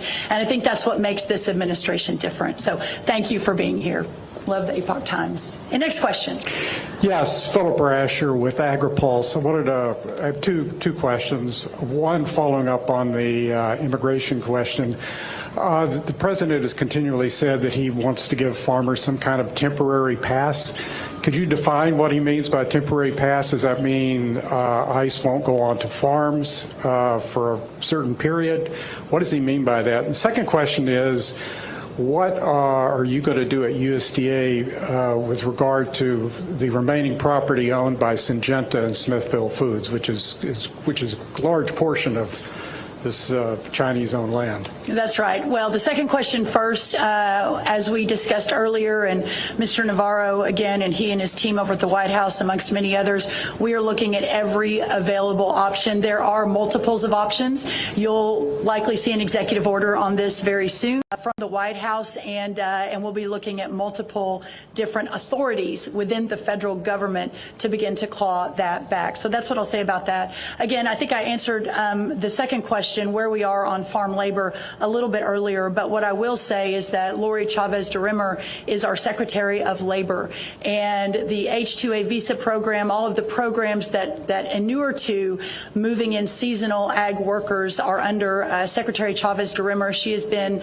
working around the clock with her team. I think we'll probably hear a little bit more about this today, and the conversations will continue, but I can't underscore enough. There will be no amnesty. The mass deportations continue, but in a strategic way, and we move the workforce towards automation and 100% American participation, which again, with 34 million people, able-bodied adults on Medicaid, we should be able to do that fairly quickly. Thank you. One more question. Hi, thanks for doing this. Kate Goodell with the Washington Post. I'm wondering if you can perhaps spell out some of the specific threats that we're seeing with Chinese farmland at the moment. I also wanted to ask about the legislative efforts and what form the executive action might take and whether you have a timeline. Well, first on American farmland, and I'd love for Peter to add to this, and if anyone else would like to as well. When you look at the chart, which is behind our, by the way, our new Deputy Secretary Stephen Vaden started yesterday from the great state of Tennessee, Governor Lee. You can see on this chart the hundreds of thousands, and by the way, this is just China-owned. This is not other countries of concern owned, such as North Korea, Russia, Iran, and others. You can see that a lot of those, the red blocks, are actual military bases. And ultimately, when we're talking about national security, that is, I think, the number one concern, certainly of this administration, is what's happening there as we're looking at the threats that this country is facing, but specifically through agriculture is really, really important. Peter, I don't know if you want to add to that. And thanks for asking that question. If you look at the gradations of threat, that's the most obvious. I mean, how did we let that happen? How did we let that happen? And Siphius, Greek word, I think, for like doing nothing, right? But not during the Trump administration. And I can tell you, if nothing else happened today, having Brooke Rollins on that board, give her a hand. That's a big deal. But if you look at the concept here of unrestricted warfare that I talked a little about earlier, it's not just the idea that you can surveil troop movements, flights, all the things you would worry about just from a pure national security view. But you remember when they arrested the Chinese spies on the Iowa farmland? You all remember that? I mean, that was another turning point in our awareness, where they were, so if they're owning the farmland, they have access to all of they're going to get the seeds that way too. And so ultimately, the other thing they want to do is, which is why they bought Smithfield Foods. I don't know if you know this, but China consumes 50% of the pork in the world. Did you know this? That's astonishing. I think we got the corner on Kentucky Fried Chicken, but they cornered the part. So when they acquire Smithfield's Foods and the entire pork chain, it's like that becomes a weapon in and of itself. So the more land they acquire here, the more control they have. And it's a business model. I mean, we're the United States, but they treat us like a colony. They do the same damn thing down in Zambia with tobacco and around all of Africa. They buy land, they bring in Chinese workers to work the land, and then they ship the food back to China, and the people around starve or pay higher prices. So when you ask us, what's this about? It's about everything. Food security is national security. Thank you. I want to make a comment, if you don't mind. So, to me, the Chinese owning land is just a small piece of the puzzle. I'm much more concerned about the food supply down the road here, that right now foreign entities own about a fifth of the protein processing. Between beef and pork, JBS and Smithfield own about a fifth, maybe a fourth of the protein processing in this entire country. That's just wrong. I think beyond that, it's the intellectual property theft. It's the Chinese scientists that are in our own universities and research that are stealing intellectual property. It wasn't too long ago they were taking rice seeds from my alma mater. The Attorney General mentioned something up in Michigan. It's that constant threat. But what really keeps me awake, the real threat to me, the biggest, is bioterrorism. If you could imagine a COVID-like virus made in a laboratory in Wuhan, China, that could infect all the hogs of the world. but you had an mRNA vaccine that could protect your own hogs. What would that do to our world's food supply? That's what keeps me up, and that's why I'm a big proponent of the work being done at NBAT, the National Agro Research Defense Facility in Manhattan, Kansas as well. I think that's the biggest active threat that I see is bioterrorism. Yeah, agreed. Well, I think Senator Marshall really put a nice overview on the different threats. Really, you know, American agriculture, I think, is defined as science, technology, and innovation. And all those are amazing. It defines agriculture today, but it also leads the way for agriculture over the horizon for the future. But it can be very vulnerable if we don't protect that. And in the past, we haven't provided protections for that. The science, the technology, the innovation that comes out of this great country, out of this essential industry. And I think the fact that today we're declaring that food security is national security, farm security is a part of that. I think this is a great milestone of making sure that we're protecting all of that for the future. America needs to, we always want America to be in the lead, no matter what we're talking about. But certainly when it comes to the thing that is probably most essential, and that is food and fiber, energy materials, building resources, all the things that come off that rural agriculture acreage, we have a duty and responsibility to make sure that those things are secure. So, Secretary, thank you for your leadership and vision on this. Much appreciated. Timing is coming very soon. We'll continue to announce further steps to answer your final question. Listen, everyone, thank you so much for being here. It's really, really an honor to have you all here at the People's Department. Abraham Lincoln founded this department in 1862 to ensure that the American farmers and ranchers and rural prosperity, rural way of life was represented here in Washington. So thank you, and everyone can gather over on the right for Coach Tuberville's next workout. All right, thank you guys so much. Thank you. This is the primal scream of a dying regime. Pray for our enemies, because we're going medieval on these people. You're just not got a free shot on all these networks lying about the people. The people have had a belly full of it. I know you don't like hearing that. I know you try to do everything in the world to stop that, but you're not going to stop it. It's going to happen. And where do people like that go to share the big lie? MAGA media. I wish in my soul, I wish that any of these people had a conscience. Ask yourself, what is my task and what is my purpose? If that answer is to save my country, this country will be saved. War Room. Here's your host, Stephen K. Bannon.